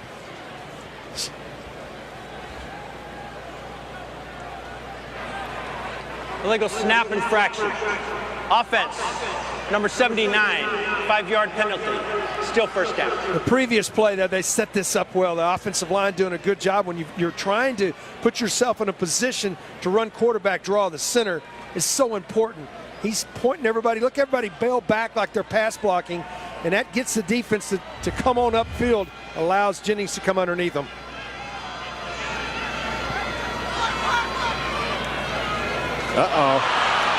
Jennings lost that snap. They'll bring up second down and long. Just haven't been able to get rhythm. You know, offense is rhythm. You either have a penalty, illegal procedure, a botched snap. Just have been very tough in this first half to get any rhythm offensively. Jennings 11 of 13. Short yardage, though, only 56 yards. He was setting up that screen, but Boise State had it all figured out. They were all over Elijah McGuire. So it's now third down. Yeah, Lee was coming quickly, and Jennings had nothing to do with the football. He just said, I got to throw it to the ground. Now this is when Boise will come after you. See if they don't load up and come after him here on third and long. Third down and 19. Cajuns trying to get on the board. Jennings has all day. Finds his favorite guy, McGuire. Gets thrown down by Moxie. That's a great open field tackle. McGuire is a guy that you're going to see on Sunday afternoons, and that's one-on-one on the outside. That's a tough play for a defensive back to come up and make that tackle. And Moxie makes that play. Forces a long field goal attempt. Stevie Artigue, 8 of 15 a year ago as a freshman. Played high school football, grew up right here in Lafayette. Will now try to get the Raging Cajuns on the board from 44 yards. Good snap, hold. It's got a stretch. Oh, it was wide right. The shutout continues for Boise State. 28-0, 2:42 to play. Welcome back, American Sports Network. Doug Bell, Keith Moreland. Boise State not ranked in the preseason polls, but in years past, Keith, when they haven't been ranked, they usually finish in the top 10. And right now, pretty impressive, especially, I think we talk about the offense, but defensively, they've been pretty good so far. Yeah, today. they have been pretty good. I mean, the linebackers are outstanding. They've flown to the football. They were young at safety, especially in the secondary. Moxie has been outstanding on the backside of that. Offensively, though, they've really done a nice job getting in rhythm, mixing the run and the pass. Back to the ground, it goes to Jeremy McNichols. McNichols on the carry. He gets thrown to the ground.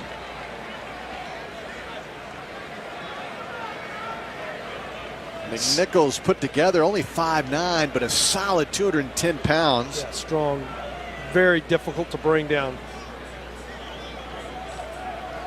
7 straight seasons Boise State has produced a 1,000-yard rusher. And another first down for Rippon. Pass complete. And that was caught by Danens, the tight end. Boy, Rippon is so accurate, Keith. He is, and he knows where he wants to go before the snap. He does a great job of seeing the defense, reading the defense. He knew exactly where he was going to go with the football before it was snapped. A year ago, 64% completion percentage. That was batted down, and he almost caught it. Pass incomplete. Batted down at the line of scrimmage. Nice pressure up the middle. We've seen that the last 2 possessions now defensively for Lafayette. Jarvis Jeffries got in there, got his hand up there. He's a junior college transfer. Second and 10. That's a nice job of just keep pushing, getting through the quarterback.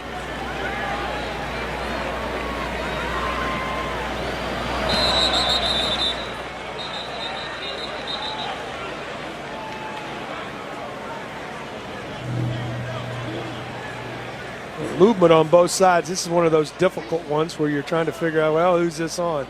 It was initiated by the defense. Offside. Defense, number 98, entering the neutral zone, causes the offense to move. 5-yard penalty. Still second down. Ladarius Kidd getting some water there. Got a little antsy. Second down and 5, and that's just a tough spot to be in defensively with this Boise offense. Rippon wide open, Spurback out of bounds at the 35. What a great route. He comes in motion all the way across the field. They take the 2 outside receivers, one on a short drag, the other one on a deep post, and they just run him right in behind him. You can see him in motion. Watch the 2 guys on the outside come back to the inside, and he's just running out there on a linebacker. That's just a mismatch. That goes for 23, 3rd catch of the day for Spurback.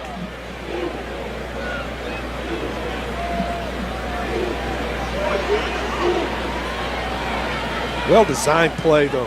That's one of those that, as a defensive player, you're looking at it. I don't know how you get somebody there to cover.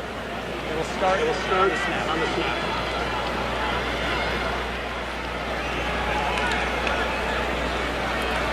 They have the backup quarterbacks over there giving the signals.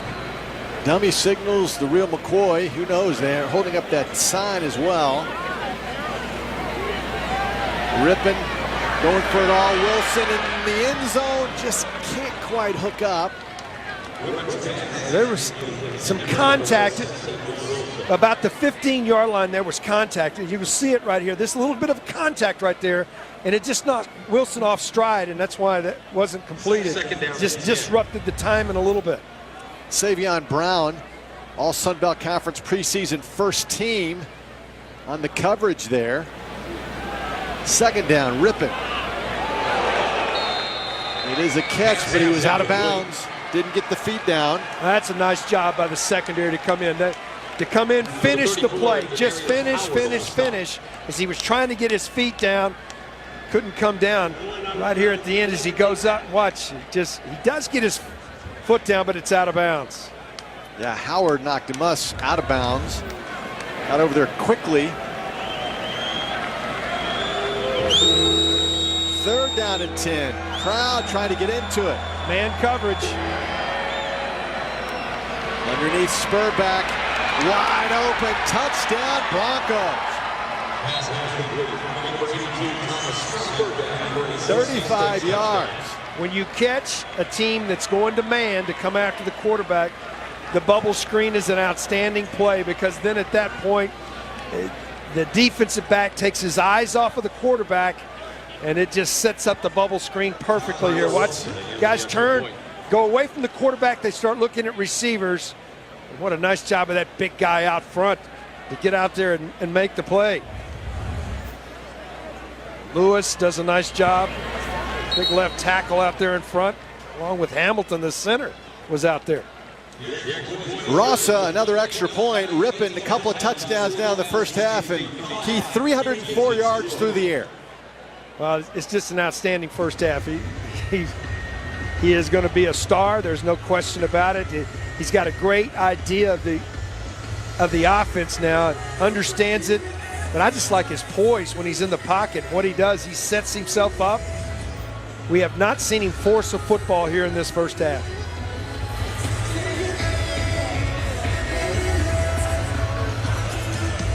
That's a dominant performance.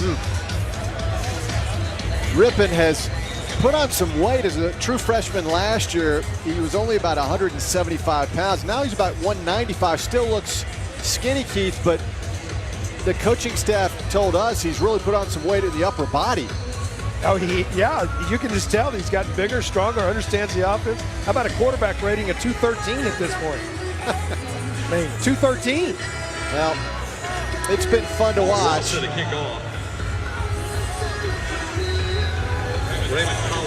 A year ago, just under, in fact, the last 2 years, just shy of 40 points on average for this Boise State offense. And coming out of the end zone is Calais.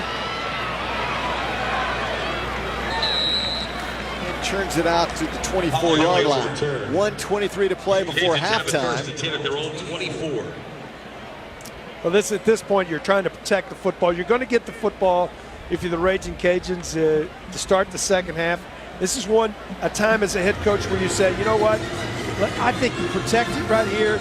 Let's get inside, talk about our mistakes in the first half, and say, hey, we're going to forget that. That's over, and go positive in the second half because we're going to get the football to start the second half.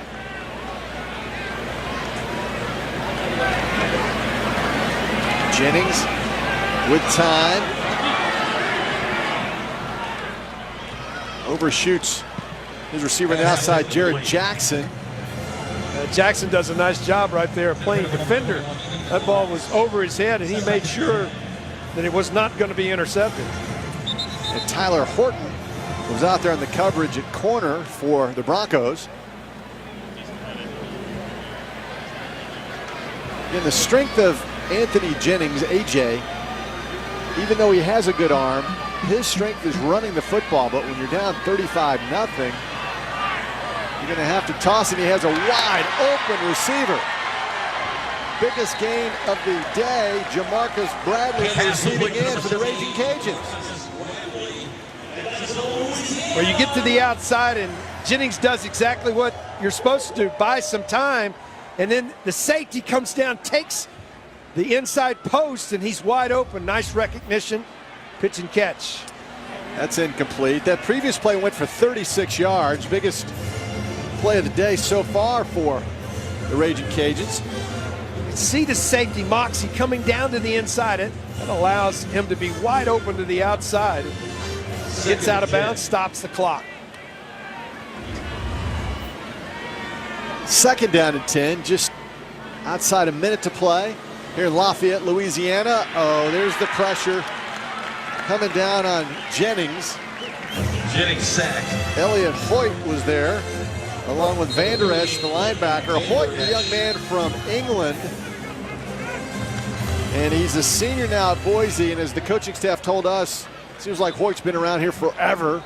First attended a Boise State football camp, was just a kid, like 12 or 13 years old. You know, I just have not met many defensive linemen from England. But boy, it makes a great play right there. Coming down, making the sack, making the move. Veteran guy up front. His dad played club football in England. Obviously, football over there is soccer, as we refer to it. But American football, because of NFL Europe, his dad was a big guy, just loved the game, started playing it, introduced his son to it, and next thing you know, Elliott Hoyt has been a mainstay now for this Boise State defense. It's a different sport, but, you know, rugby, you have all the sports that, you know, you got to be tough to play. There's no doubt about it, but American football, it's the first time I've ever seen a defensive lineman, for sure, from England. Yeah, there he was. He's a big guy, too. It's 6'4", 280. Third and long. Elijah McGuire, first down. Dodged the tackler. He's been busy today. Hasn't produced any points, but McGuire's shown off some moves. That speaks well for Jennings right there. He allowed that play to develop. That was a long drag across the field, man on man with a linebacker. Gets the first down. That went for 21. Now the receivers get tangled up in the secondary. No flags down. Jennings got knocked to the ground. 33 seconds to go. The difference between Saturday and Sunday, college football, pro football, that's illegal contact. But there's no such thing in college football. Two receivers too close together, and as a defender, if they get that close together, contact both of them. And that's exactly what Boise did. 2nd down and 10.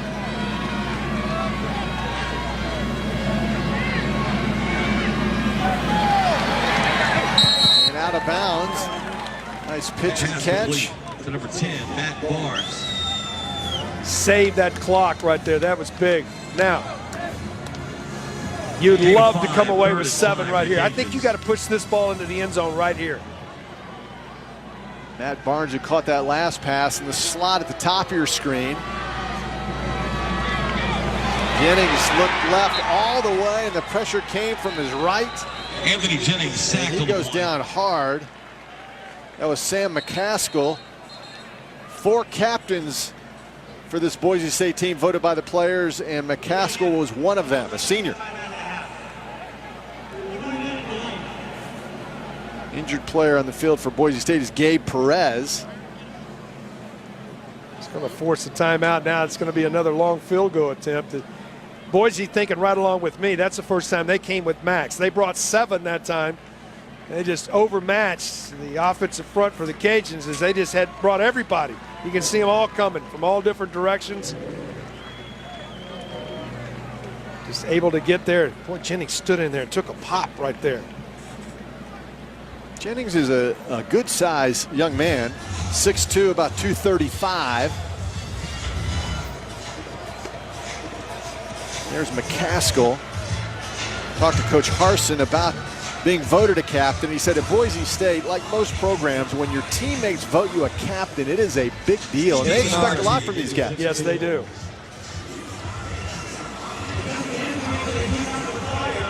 Artigon for his 2nd field goal attempt. That first one from 44 yards was wide right and just a little short.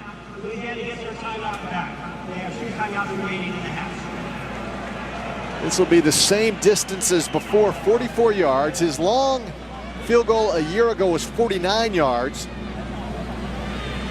He was 8 of 15 as a true freshman. Correction.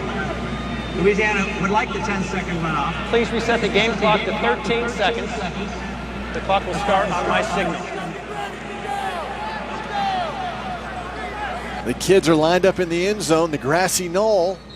They're hoping to catch this field goal. They're hoping it goes right through the uprights to get the Raging Cajuns on the scoreboard. Boise's wanting an explanation of exactly what happens and why the 10-second runoff is the timeout violation.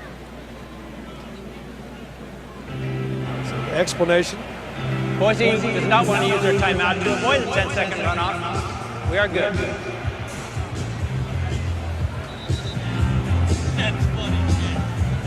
So 13 seconds to play. We're all set. There's Mark Hudspeth. Got to be in position. The clock will start as soon as the referee calls it into play. Artigue trying to get lined up.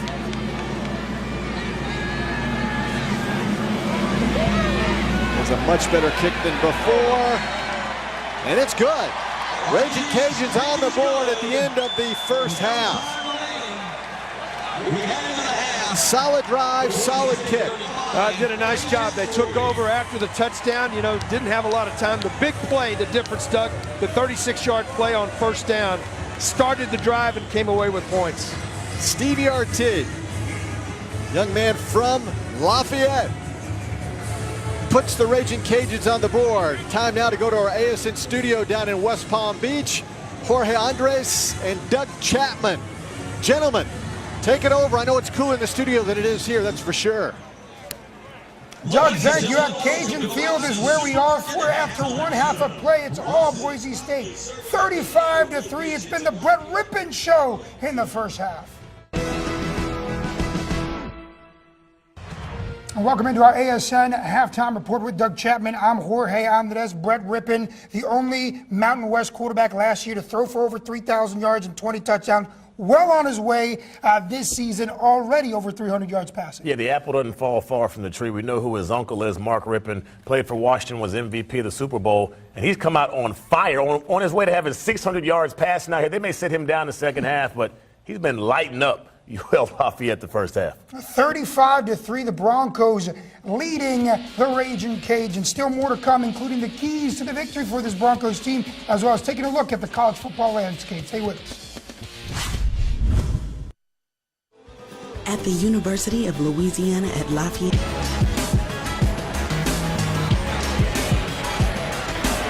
An early start in Lafayette, Louisiana. It's halftime, and Boise State leads the Raging Cajuns 35-3.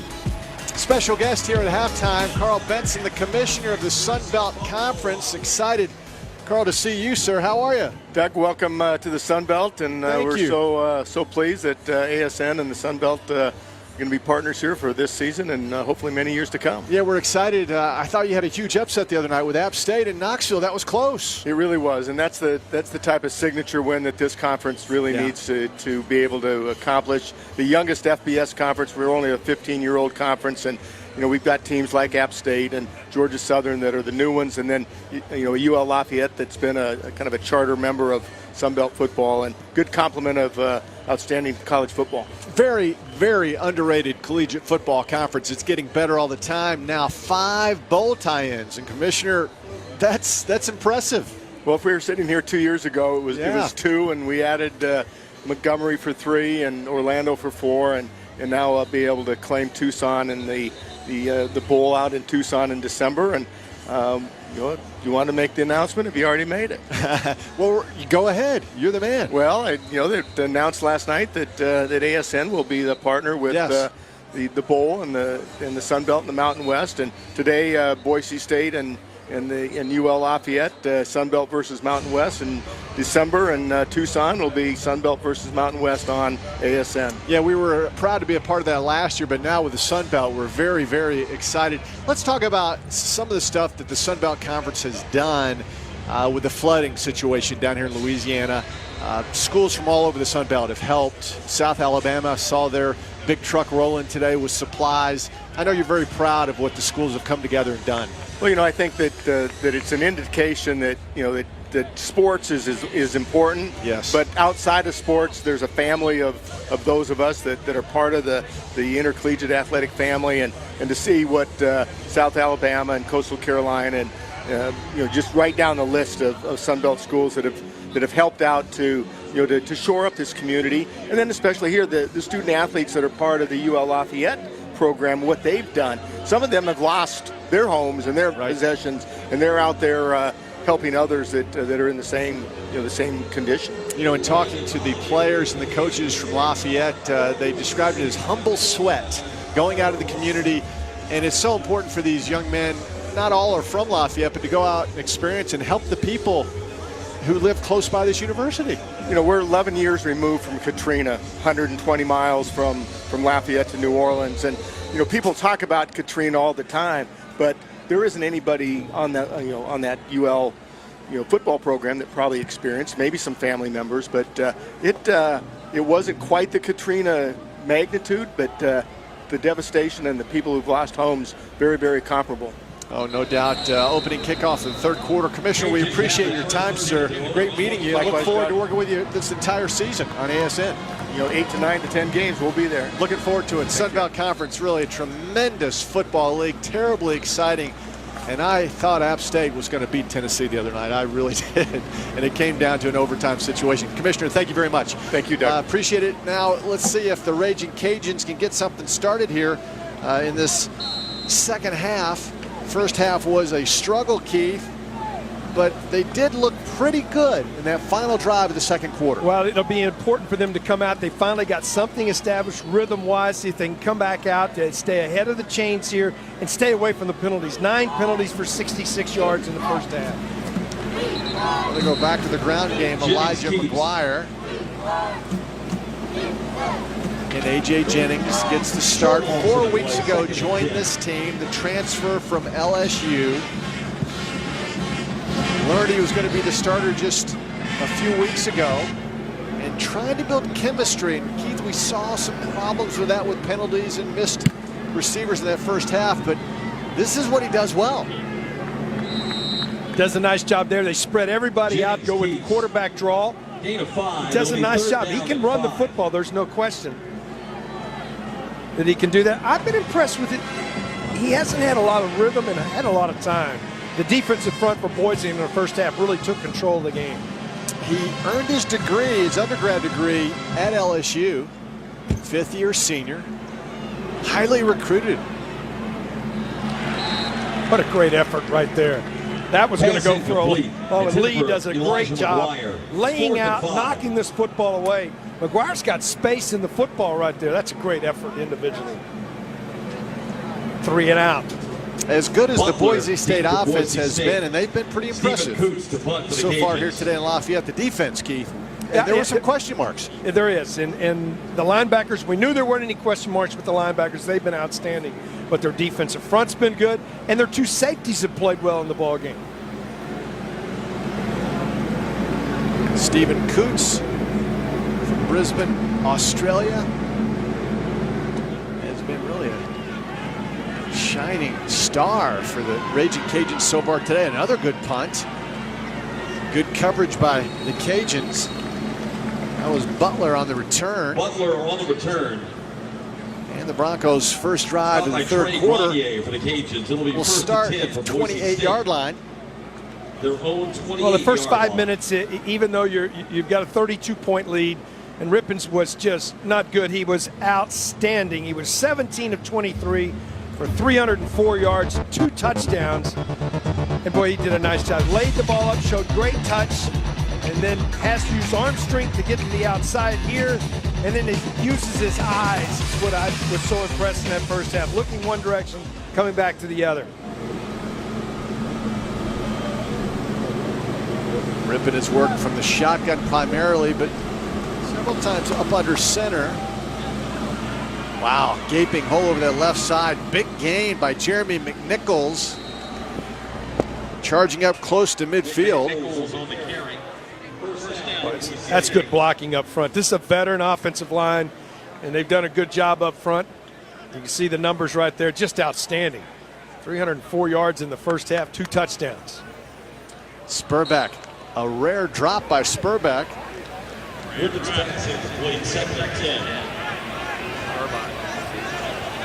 Just a quick out. You're going to go out, make your move. It's a whip route, turn back to the outside. And just didn't secure the ball before he turned upfield. We'll see that very often from him. Second down and 10.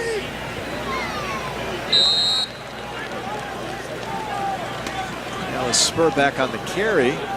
Yeah, that's a little, you don't see, a little wildcat. Let's go ahead and put him in at quarterback. And Spurback, one of 4 players voted as captains on this Boise State team. He's on the Blitnikoff Award list. That's for the best receiver in the United States. He'll be one of the finalists, that's for sure. And there he is on the receiving end. Oh, just couldn't come up with that one. Good coverage, though, by Dominic Jones. Well, I tell you what, a wide receiver's got so many responsibilities. You see him come off the ball here, goes to the outside. Now find the football. And now watch everybody fight and try to get your hands up. Almost made a spectacular play right there as Jones on the defense. And that's a big defensive stop. Good start, second half, defensively for the Cajuns. Sean Whale punted only 1 time in that first half, went for 40 yards, no return.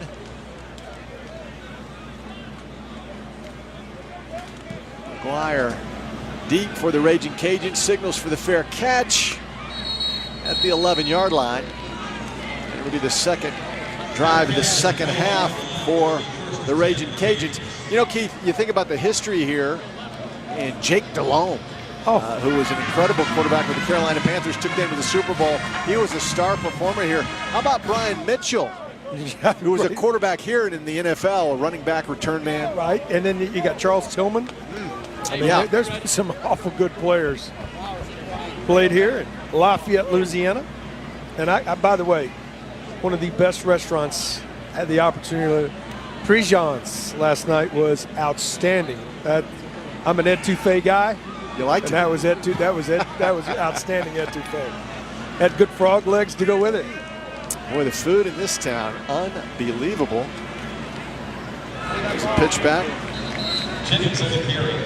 And Jennings kept it himself, so it'll be 2nd down and 7. Ben Weaver, another tackle for Boise State.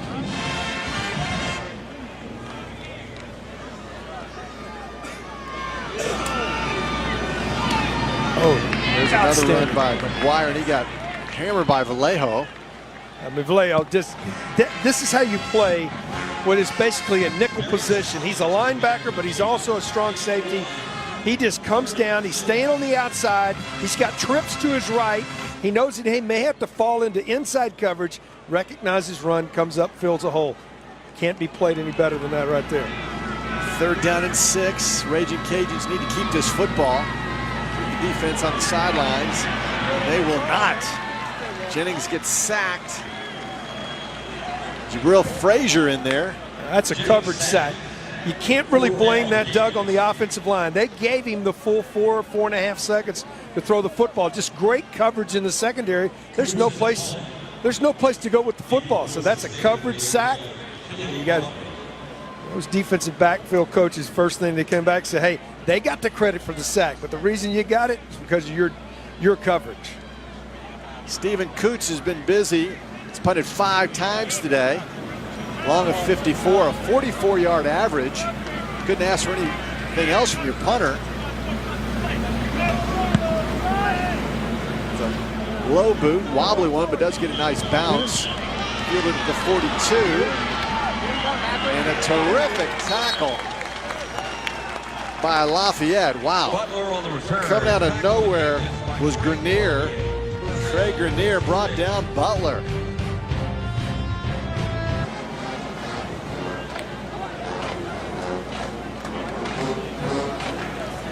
Hot day in Lafayette, Louisiana. What else would you expect as we turn the calendar to September? It's 91 degrees, high humidity.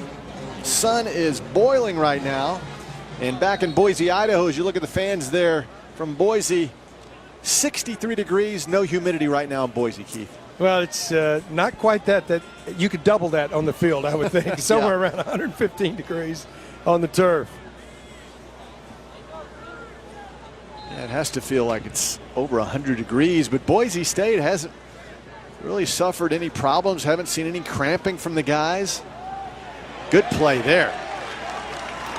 Hustling in there, making the stop.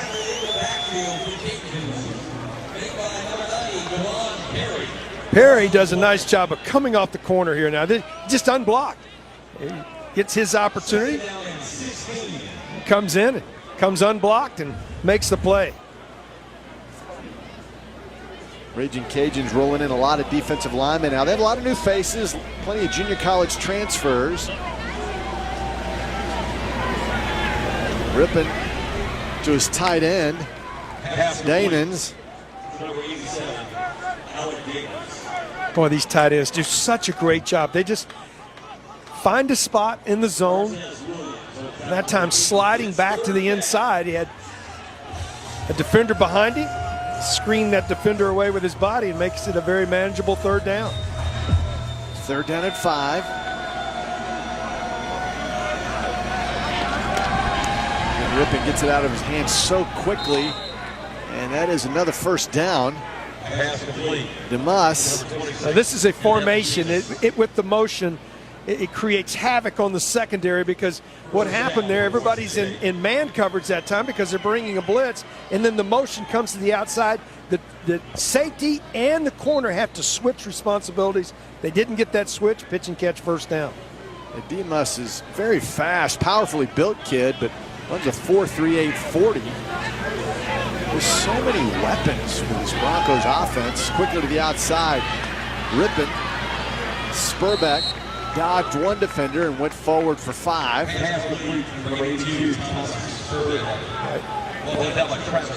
Just comes up to the line of scrimmage. This is, the bubble screen to the outside. Comes from the inside, comes out. Gets away from the first tackler, but not the pursuit from the inside. 2nd down and 7. And that goes for a first down. Demas took that right up the left side of that offensive line. And again, give those guys credit. They were playing terrific today. 3rd down and 1. Spurs 5 receptions, thrown for a touchdown and received a touchdown. Mason Hampton up front, just another outstanding block. The junior center. Just short of a first down. They pulled that mark back about a half-yard short. And now they get it.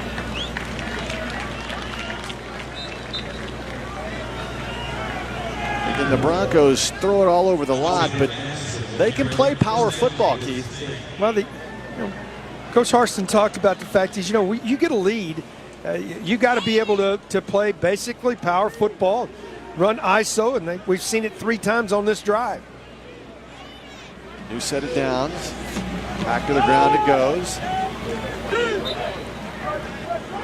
It goes forward for a gain of 4. That's just the stretch zone right there. Everybody up front puts a helmet on a helmet. Pretty good defense that time. They didn't get the push that they've been getting up front. Alexander Madison, freshman from San Bernardino, California, getting some carries now. We were told he was going to get some action. They really like him as well. There he goes. Another first down. Madison, 5'11", about 210 pounds. Powerfully built young man. Well, he shows nice feet right there, but what great blocking up front. This is a counter tray. It's just a counter in the backfield. Tight end comes down, and watch him see it. And then here comes the big guard from the inside, follows right behind him, and good quick feet for the first down. Travis Averill, the big guard there, 6'3", 300 pounds.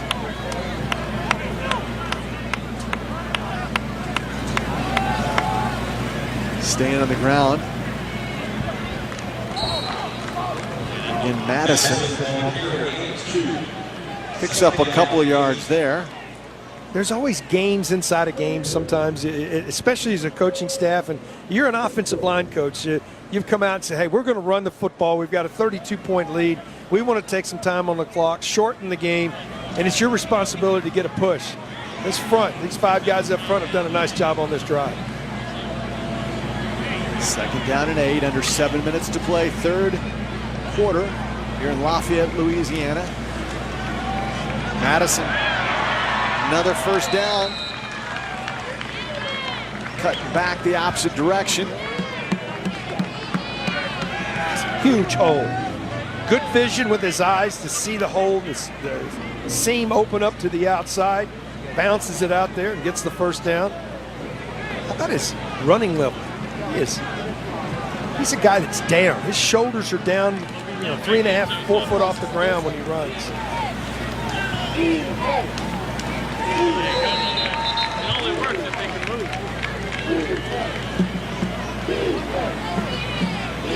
Hampton, center. This is where it all starts. It's right up front. Seeing 59 right there. Guys pushing to the outside. That time, as our young running back, you turn right into it. If you're Hampton, you're going, what? How did I get hit that many times? I made my block. Yeah, he was manhandling DeVoris Lee. Hampton, a scholar athlete as well. Not only good on the field, but good in the classroom. Big number 59. Boy, he looks like a center, doesn't he, Keith? He does, and he makes all the calls in the offensive front. Good tackle. Busting in there was Otha Peters. Boy, he's had a good game. You've mentioned his name at least 5 or 6 times right at the end of that first half. Boy, he just shoots the gap right here. It's great recognition. Shoots in, squares him up. It's going to force a field goal attempt. These are the times on both sides where coaches find out a whole lot here in this first ball game about who wants to play. If you're getting a chance, because you're running second team for Boise, you get a chance now. 30-yard field goal for Rossa is good. So 38-3 Boise State. When we come back, we'll go to the studio to check in on Oklahoma, Houston. Time for an ASN in-game update.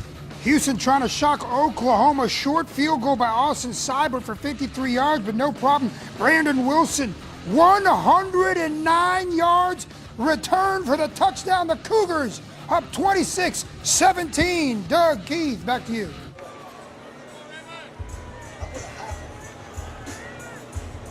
Jorge, thank you so much. Houston on top of OU late third. How do you like that, Keith? Well, I Morley? tell you, American Athletic Conference, Houston, Connecticut wins the other night on a late field goal. Off to a great start. That would be a gigantic win for the University of Houston. That's late in the third quarter. A full quarter to go. Yeah, enjoyed watching that the other night on the American Sports Network. UConn late field goal knocks out Maine as the American Conference got off to a good start in ASN. And tell you what, if Houston beats Oklahoma, it's going to change a lot of things. Schedule's right interesting, isn't it? It becomes, if you look down the road, only a couple of bumps that you could see out there for Tom Herman's ball club. And in Oklahoma, a couple of weeks, takes on Ohio State in Norman. They're saying this weekend is the biggest opening weekend in the history of college football. I would concur. There are some impressive games. We really felt we were going to have a more competitive game than we have right now. But Boise's defense has been outstanding. McGuire gets sent out of bounds.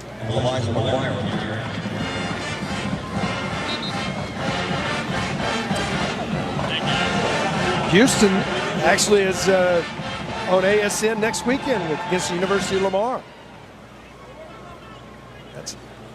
That's at noon Central, noon Eastern, 11 o'clock Central. Another one of these early kicks. Yeah. I will say this morning, as we arrived at the stadium, people looked a little tired outside the stadium, like they'd maybe been up all night. Well, they'd all been tailgating last night. Well, injured player on the field. We'll check on Elliott Hoyt when we come back. 38-3, boys.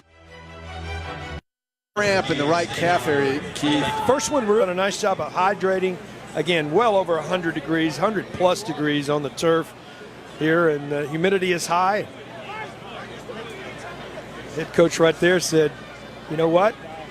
We're not going to worry about that. We're going to take care of our business. 3.5 hours. So far, so good. 38-3. Yeah, really, I love talking to Coach Harsin.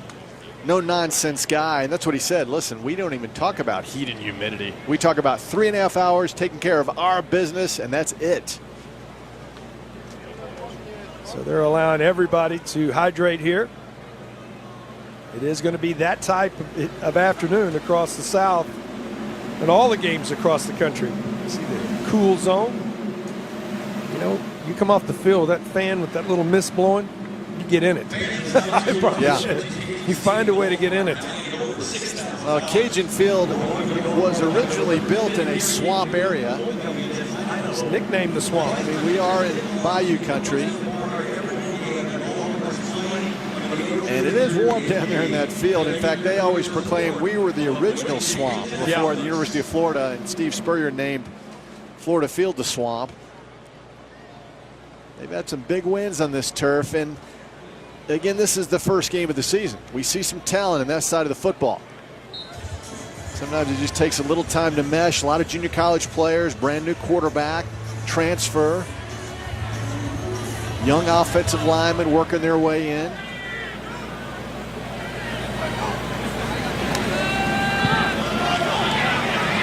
Flag down to the play. Jennings just throws it out of bounds. Should be a holding penalty. I think Jennings let up a little bit right there at the end when he got outside. He thought, you know, he saw the flag. It came in right in front of him. Almost paid a price by slowing down there at the end. Get yourself out of bounds or get rid of the football. Don't take that extra hit. Holding. Offense, number 77. The penalty is declined. Second down. There's Goodacre, Adrian Goodacre, 320 pounds, second-year player out of Carthage, Texas. See, right in the middle of your screen, right at the top, you can see 77 right there. It's already come in at that point. He reached up and he was beaten, but he had his hand, and anytime that his back is turned to the defense, the guy's gotten by you. There's a good throw and a first down. Nice grab to Nick Byrne, the tight end for the Raging Cajuns. By far the best pass of the day from Jennings. Really stepped in and delivered this ball. Had a lot of velocity on it. That went for 24. Now the quick pitch and catch the outside. Jaquette grabbed that one. And Jaquette comes up a little bit right there. You can tell both of these teams, as we get into this fourth quarter, you'll see some guys cramping up. Second down and 4. And a timeout called by Anthony A.J. Jennings.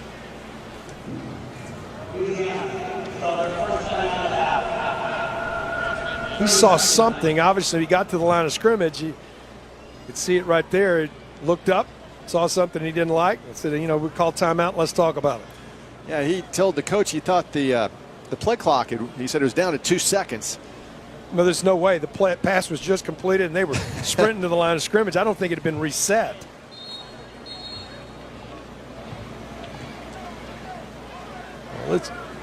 Jennings comes back, and he does a nice job right here. You can see 81 in the deep slot.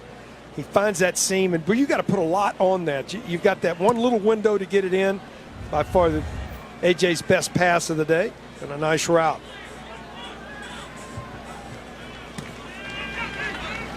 Yeah, Coach Hudspeth is still barking at the officials. He thought the same thing, that the play clock did not get reset. So they lose a timeout on that one. It's second down and 4. Back to McGuire. Picks up a couple yards. Third down and 2. Weaver, these linebackers, how many times have we mentioned them today? Weaver, across the board, doing a great job. Vallejo, all those guys up front in that linebacking core for Boise State, they have been so active today. Strength of their defense.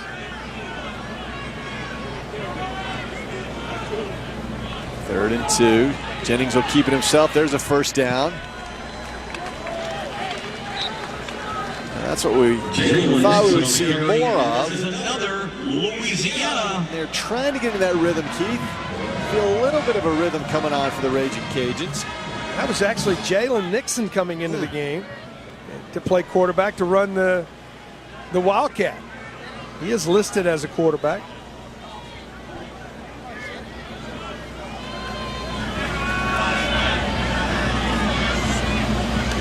The pass to the outside.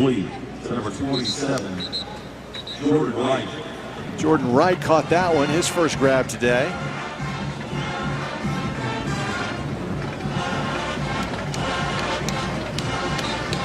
Raging Cajuns running in a lot of new players now.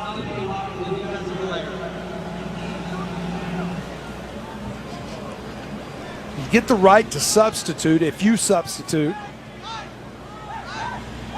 So Boise getting the opportunity to make their substitution before they're released and ready to play. Now the clock will begin to move.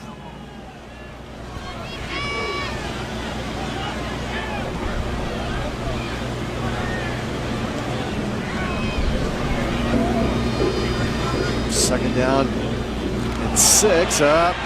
Bad snap. That's a killer. Jennings had to fall on that one. And it looks like he maybe got hurt on that play. You got rolled up. As you're down there, you're vulnerable when you're trying to get down and get on the football, and then those defensive guys roll up on top of you.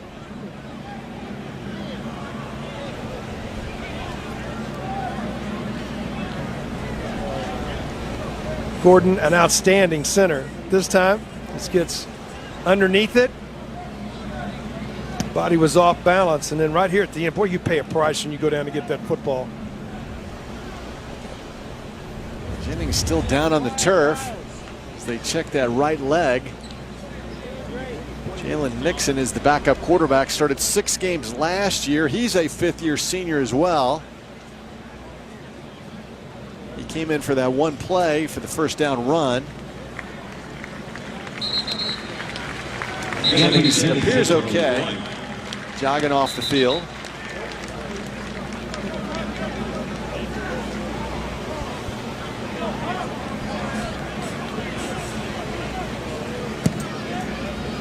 So here comes Jalen Nixon, a local kid, 5th-year senior from Lafayette.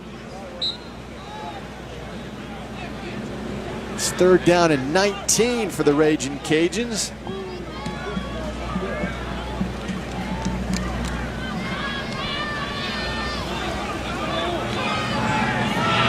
And he'll keep it on the ground.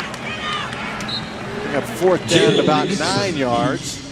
Picked up 10 on that. Hartsfield on the stop for Boise State, Cameron Hartsfield. Yeah, I would think that here comes Jennings back into the game that they would go for it here on 4th down. Nixon does his job, 2 runs, positive yards on both of them.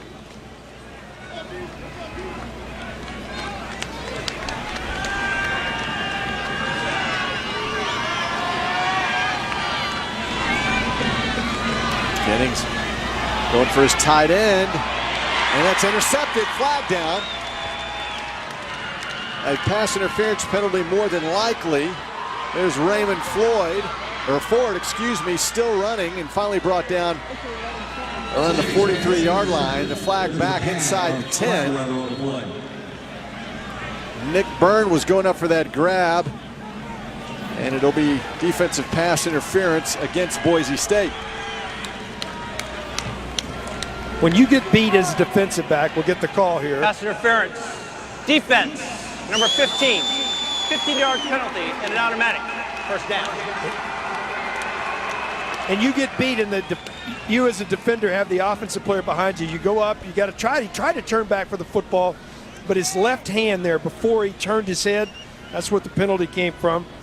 Not a ton of contact, but disrupted the play enough. 15 yards and an automatic first down. Big penalty. New set of downs for the Raging Cajuns, down 38-3 under a minute to play, 3rd quarter. Timeout, Boise State. Boise State called their first timeout of the half. 30 seconds in length. Sometimes those timeouts are about 2 things. One, let's gather ourselves, talk about it. They don't want to give up a touchdown. They've lost their shutout, but they don't want to give up the touchdown. Second part is, I'm not sure they knew what personnel package was on the field. And sometimes you might have 10, you might have 12, and they started looking and think about, let's just talk about this, gather ourselves, and make sure we got the right personnel on the field here on first down. There's Coach Harsin trying to get his guys in order. Made some changes on the coaching staff after last season's 9-4 record, a win in the Poinciana Bowl. They blew out Northern Illinois. Coach Harsin brought Scott Huff in as the co-offensive coordinator. He's the O-line coach for many, many years. Zach Hill, passing game coordinator, brought him in from Hawaii and many years at Eastern Washington. Andy Avalos, the first-year defensive coordinator. With this group of linebackers, good time to take over a coordinator's job. Absolutely. Back to McGuire. McGuire on the carry. Nice gain over the right side.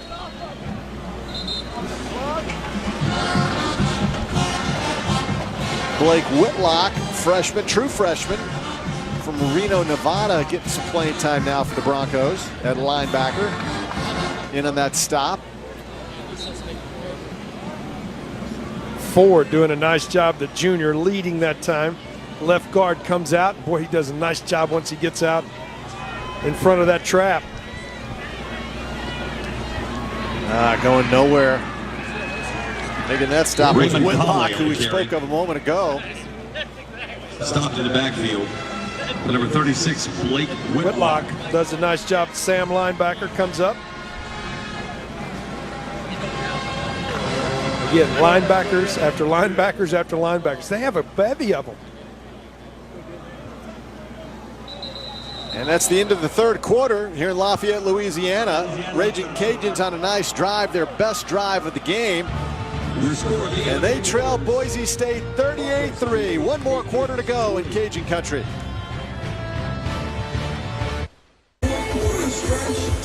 Start of the fourth quarter here in Lafayette, Louisiana. The Raging Cajuns on the march, looking for their first touchdown. Duck Bell with Keith Moreland here in the American Sports Network. And Keith, how about Houston as we chart these scores? Another touchdown against the Sooners. Well, it's outstanding. Out to a 33-17 lead. That game in the fourth quarter. And I tell you what, I don't think there was a lot of people saw this coming. Impressive. Still some time to go, though. Back to the ground for the Cajuns is Elijah McGuire. He didn't think his knee went down. The whistle blew. Again, McGuire, the only active player in Division I football with 3,000 rushing yards and 1,000 receiving yards in his career.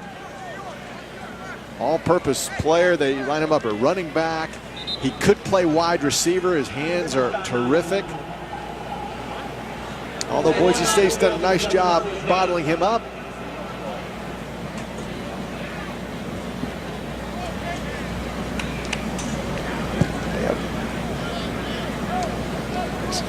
Trying to get a focus here. They're going to measure, see if he made the first down. McGuire sees it right there, cuts up. What a nice move right there. Great vision. To be a running back, you have to have your eyes up, and it's enough for the first down. Good job by McGuire. He now has his updated numbers. He now has 29 yards on 11 carries. Also has 6 catches for 40 yards. In the 17, they were looking at 25 touches. They still want to get him the football 25 times a game. First and 10, balls on the 13-yard line. That's Jalen Nixon, the backup quarterback. He's going forward. Now Jennings will come back in to replace him.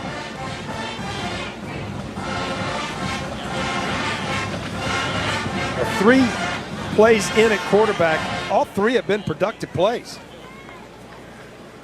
Get down in the red zone. 3 or 4 yards on a rush. That's a good first down play. Puts you ahead of the chains.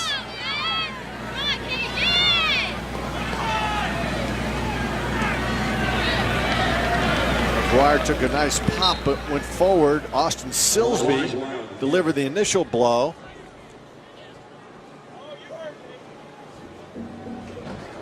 Wow, they didn't give him near as many yards. His knee must have touched. They backed that up. Third down and 4. A couple of yards here. Third down and 4, looking over at the sidelines.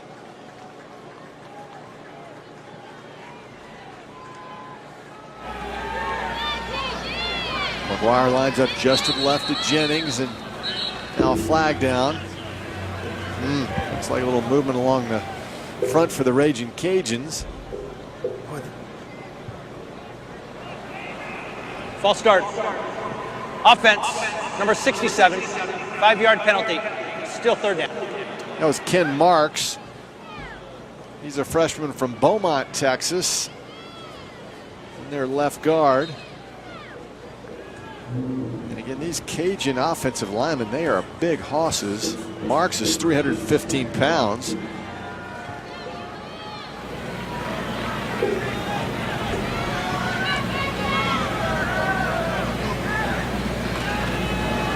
Down at 8, Jennings looking in the end zone. Touchdown! First touchdown of the season for the Raging Cajuns. Jared Jackson on the receiving end. Elijah McGuire is the reason this happened. He sees the blitz, steps up, number 15 right there, sees the middle linebacker coming, allows enough timing for the play to develop. But there are things you do other than run the football. And he does an outstanding job right there, stepping up, catching the blitz. Yeah, Keenan Barnes did come up with that grab. for the Cajuns. So nice catch. Extra point will make it 38-10. Artigue has a field goal in that first half.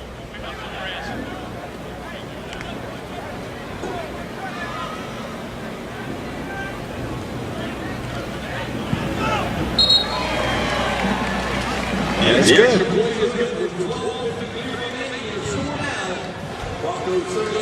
As A.J. Jennings goes back to pass, it's got to be those guys up front. Boise was coming with the blitz. McGuire steps up, gives him time, pitch and catch, touchdown.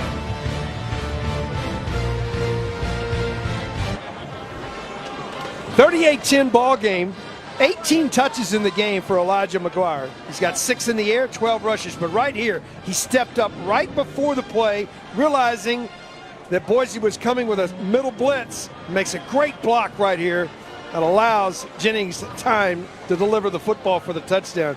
So there's a lot of different things you got to do as a running back. One of them right there helped his team get him into the end zone. So the Cajuns a little pep in their step after that touchdown.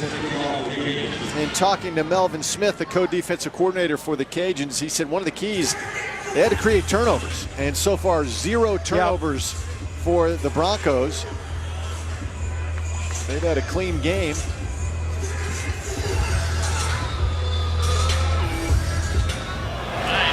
And that goes into the end zone. The Broncos will start their first drive of this fourth quarter. You're always teaching, Doug, if you're a coach, on both sides of the ball. And they'll really halftime speech. You come back out in the second half, say, all right, look, the chances of us coming back from a 35-3 game, not good. But they've come out, they've won the second half at this point. They're leading a 7-3. Defensively, I think they've made some adjustments, and offensively, they took the ball down the field, put it in the end zone. So you want to continue that. It's a great opportunity to keep teaching here. Boise probably in control of the game at this point, but you keep teaching.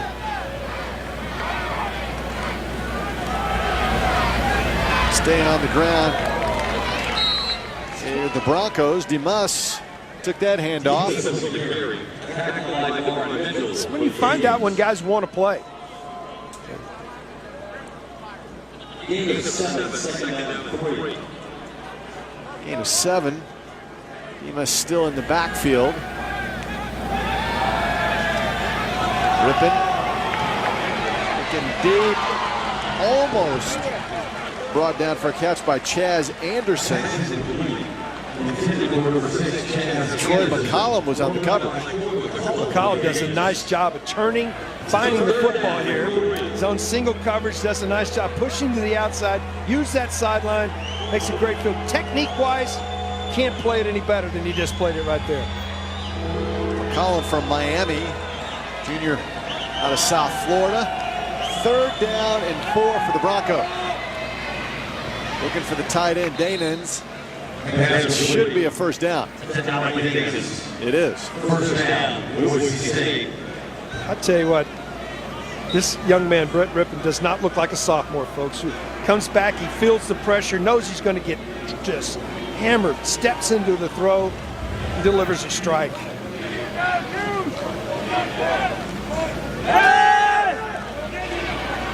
Over the middle, wow, nice grab by Spurback. Pass complete. That's that catch you were talking about earlier in the game, where the coaches told us this week he will make catches that you just don't believe. Good cut to the inside, find the football. Oh, that's just outstanding. A lot of times when you go up in the middle of the field, you're going to get blown up. Yeah, they say he has incredible flexibility. He can really contort his body in all sorts of directions to make those catches. We saw it there, really stretched for that one at the first down. Rippin, little pump fake. As his man. Oh, that was close. Pass incomplete. For Chaz Anderson. Troy McCollum on the play. There was some contact down the field. Ball goes up in the air. McCollum turns his head. There was some contact, some hand checking right there. If he doesn't turn his head that one time, I think he gets called. Second down and 10.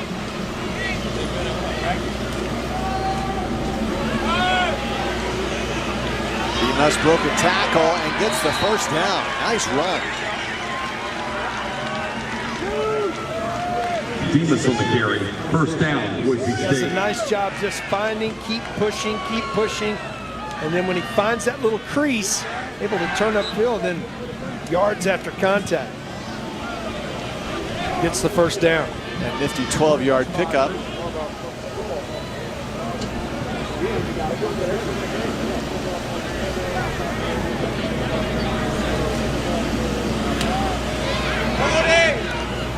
And another good run. This time over the left side.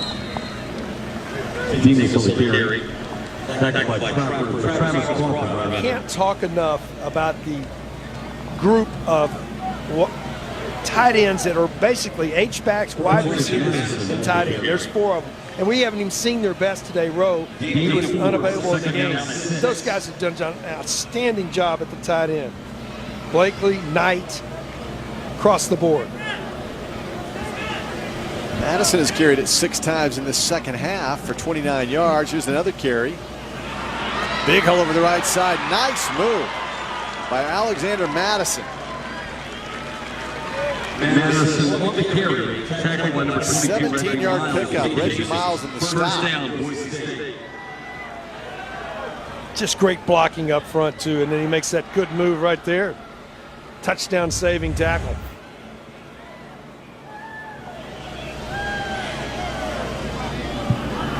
First and 10, ball on the 11. Madison again surges forward. How about these guys up front? You talk about the running backs, and yes, they get all the credit, but those 5 guys up front, and they've won the line of scrimmage all day long, and they're getting great push right now. Madison, Gain of 8. Second down. he's 5 yards downfield before he has to avoid being tackled. Second down and 2 for the first down. Madison gets hemmed up, runs into a wall of red jerseys. Madison on the carry. First contact made by Simeon Thomas for the Cajuns. Simeon Thomas, the cornerback who hadn't played in a couple of years. He was in there at least first to hit him. They like this kid, Simeon Thomas. Yep. Just a lot of ring rust. Hadn't played in a while.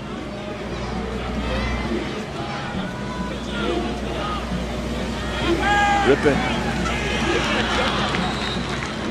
Just enough pressure. Pass incomplete. Intended for number 47, Matt Pistone. Yeah, Matt Pistone. He's another young tight end. Fourth down. We were told Pistone was going to get some action today along with Madison.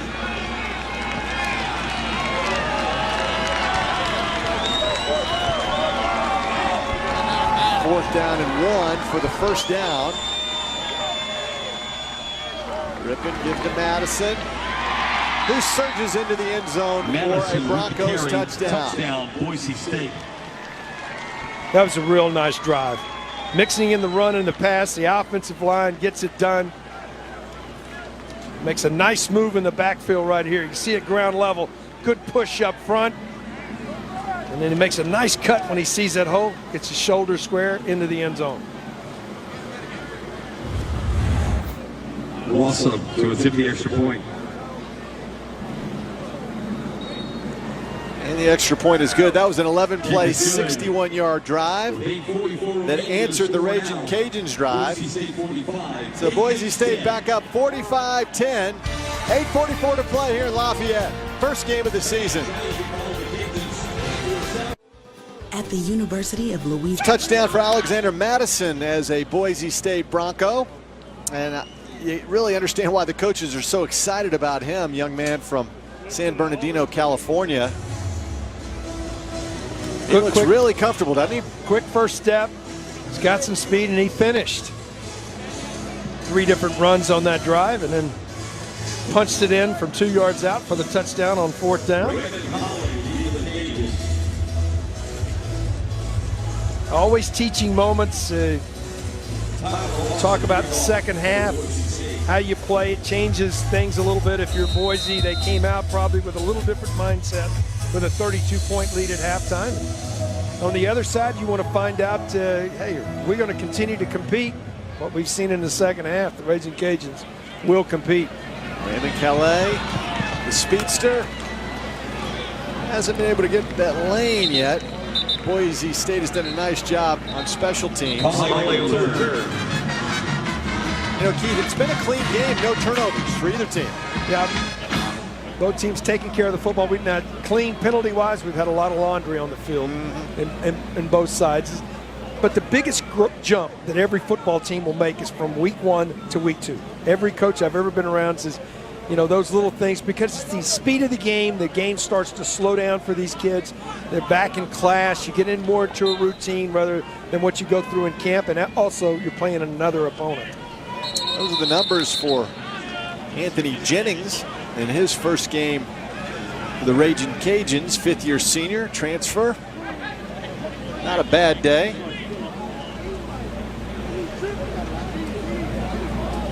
And most of those numbers have come in the third quarter. Defense using quick and abrupt movements that cause the offense to move. 5-yard penalty, still first down. That's basically what they said is the snap count. They figured out what it was, and one defensive player gave the snap-oriented count. Everybody moved. Back to the run game, Elijah McGuire. It's good work if you can get it, if you don't get caught. Brings up second and short, second and a couple.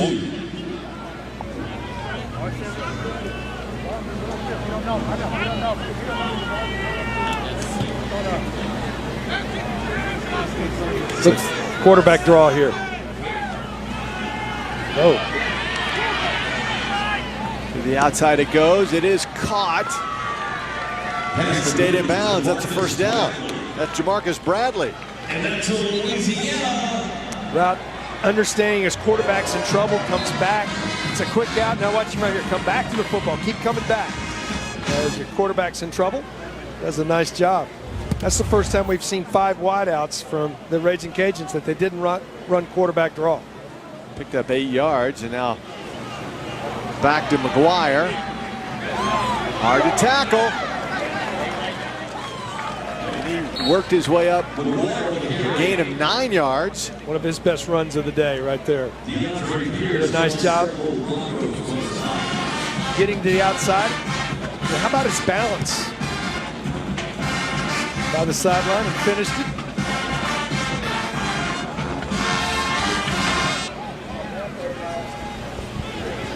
Little pump fake. And a hesitation by Jennings, and then he just basically threw it away. McGuire gets to the outside as a runner. Don't want to just run out of bounds. You get yourself to the outside, and you want to make sure that you come back to the inside and finish everything you can do. So many times you see runners that just go ahead and take it to the out of bounds. It left a lot of yards out there. Third down and 1. First down for Jennings and more down to the 35-yard line. And that's another Louisiana. Hartsfield on the stop for Boise State as the Raging Cajuns now starting to get into a little bit of a rhythm offensively. This looks better.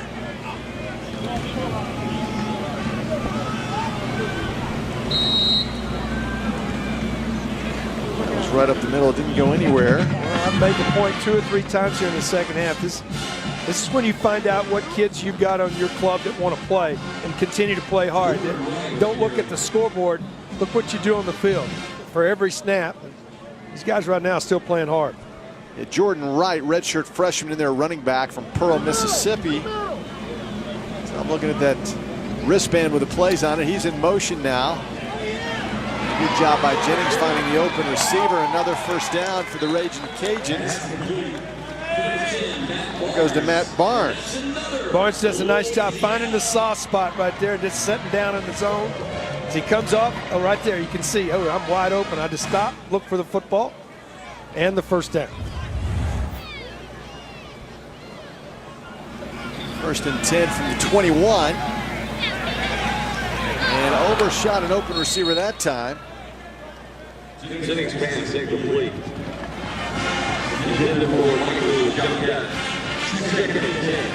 Trying to come across the middle. Toughest ball to throw. You got those linebackers, you got to get it over, try to get in front of the safety.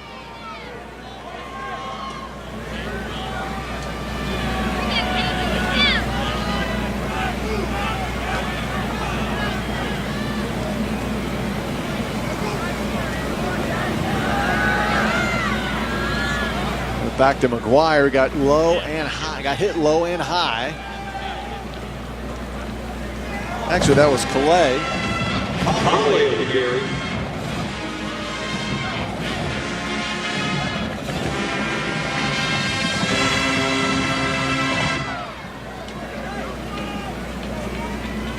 See if Boise comes after him here. 3rd down and 8. McGuire is back in there now to the left of Anthony Jennings.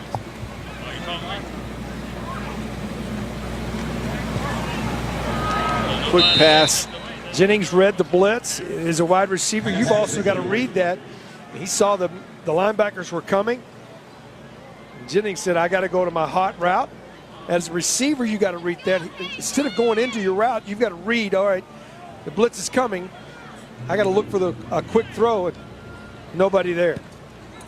Fuselier just kept running into the end zone, never looked back. 4th down now, 4th down and 8 from the 19.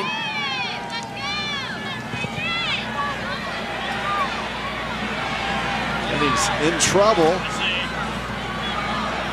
Into the end zone, in and out of the hands of Gabe Fuselier. Wow, that was close. That was a tremendous pass, doing a nice job to Jennings to get away from the rush. And on the run, this is a perfectly thrown ball. Fuselier had it, couldn't come up with it. 45-10, Broncos take over, but on the previous play, an exciting play on 4th down. Jennings gets pressure. He goes back, he's looking to the right. Now watch him feel the pressure, try to get to the left, and watch these blocks. Offensive lineman never quit. Come back, make a block, another block, gets him in the open space. Fuselier coming across the back. He had a receiver short right there at the 10-yard line. I don't think he saw, tries to go deep. Fuselier had it, couldn't come up with it. So Boise State looks to put together another long drive. Thomas Stewart in at quarterback now. A lot of backups in the game. Their opportunity, made the trip.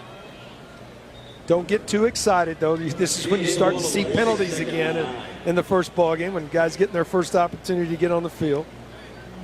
And they will try to use as much of the 25-second clock as they can.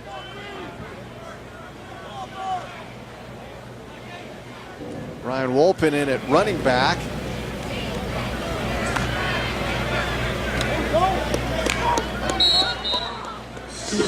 Stewart gets brought down.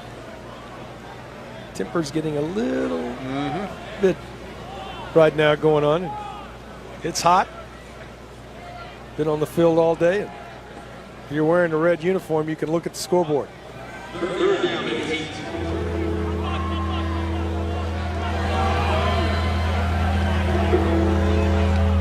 3rd down and 8 from the 21.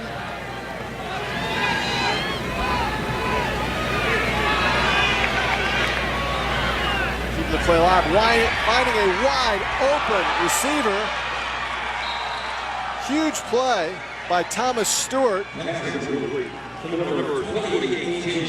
Stewart does a nice job. Yes, just buys enough time, but I liked he kept his eyes up. Bought enough time. Cannot play a defensive back position and think you can guard a guy for 6, 7, 8 seconds you're going to lose touch, and that's exactly what happened there. Went for 32 yards, Keith. Kept the drive going, kept the clock moving. Talking to Joe Nichols, the Boise State Sports Information Director, he said, you know, we'll be home tonight in Boise about the time that we usually kick off in our home stadium at night. That's one of the advantages of playing early on the road. And they've been trying to get adjusted to this humidity and everything since Thursday evening, so they've been here for a couple of days. They knew how important this game was opening on the road. First time they played down here in Louisiana, even though the Raging Cajuns had gone up to Boise in 2014. This was a potential trap game with Washington State and Oregon State next on the schedule. Yes. So they wanted to take care of business, and they did. Came across a time zone, 2,000-mile trip.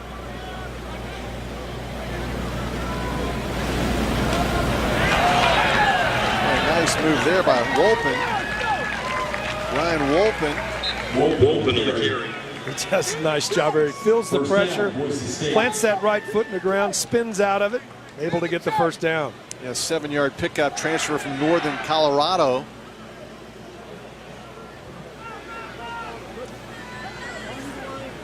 Closing in on 2 minutes to play here in Lafayette. Excited about Sun Belt Conference football on the American Sports Network all season long. Appalachian State will be on ASN next week. They almost pulled off the upset in Knoxville on Thursday night. Wolpen just dancing his way up close to the first down. Wolpen on the carry. The American Conference on ASN in Houston. Time's ticking away in the fourth quarter now. That's a huge victory, and then obviously Connecticut comes up with a last-second field goal to win. A lot of good things going on. They were just going to get a victory now.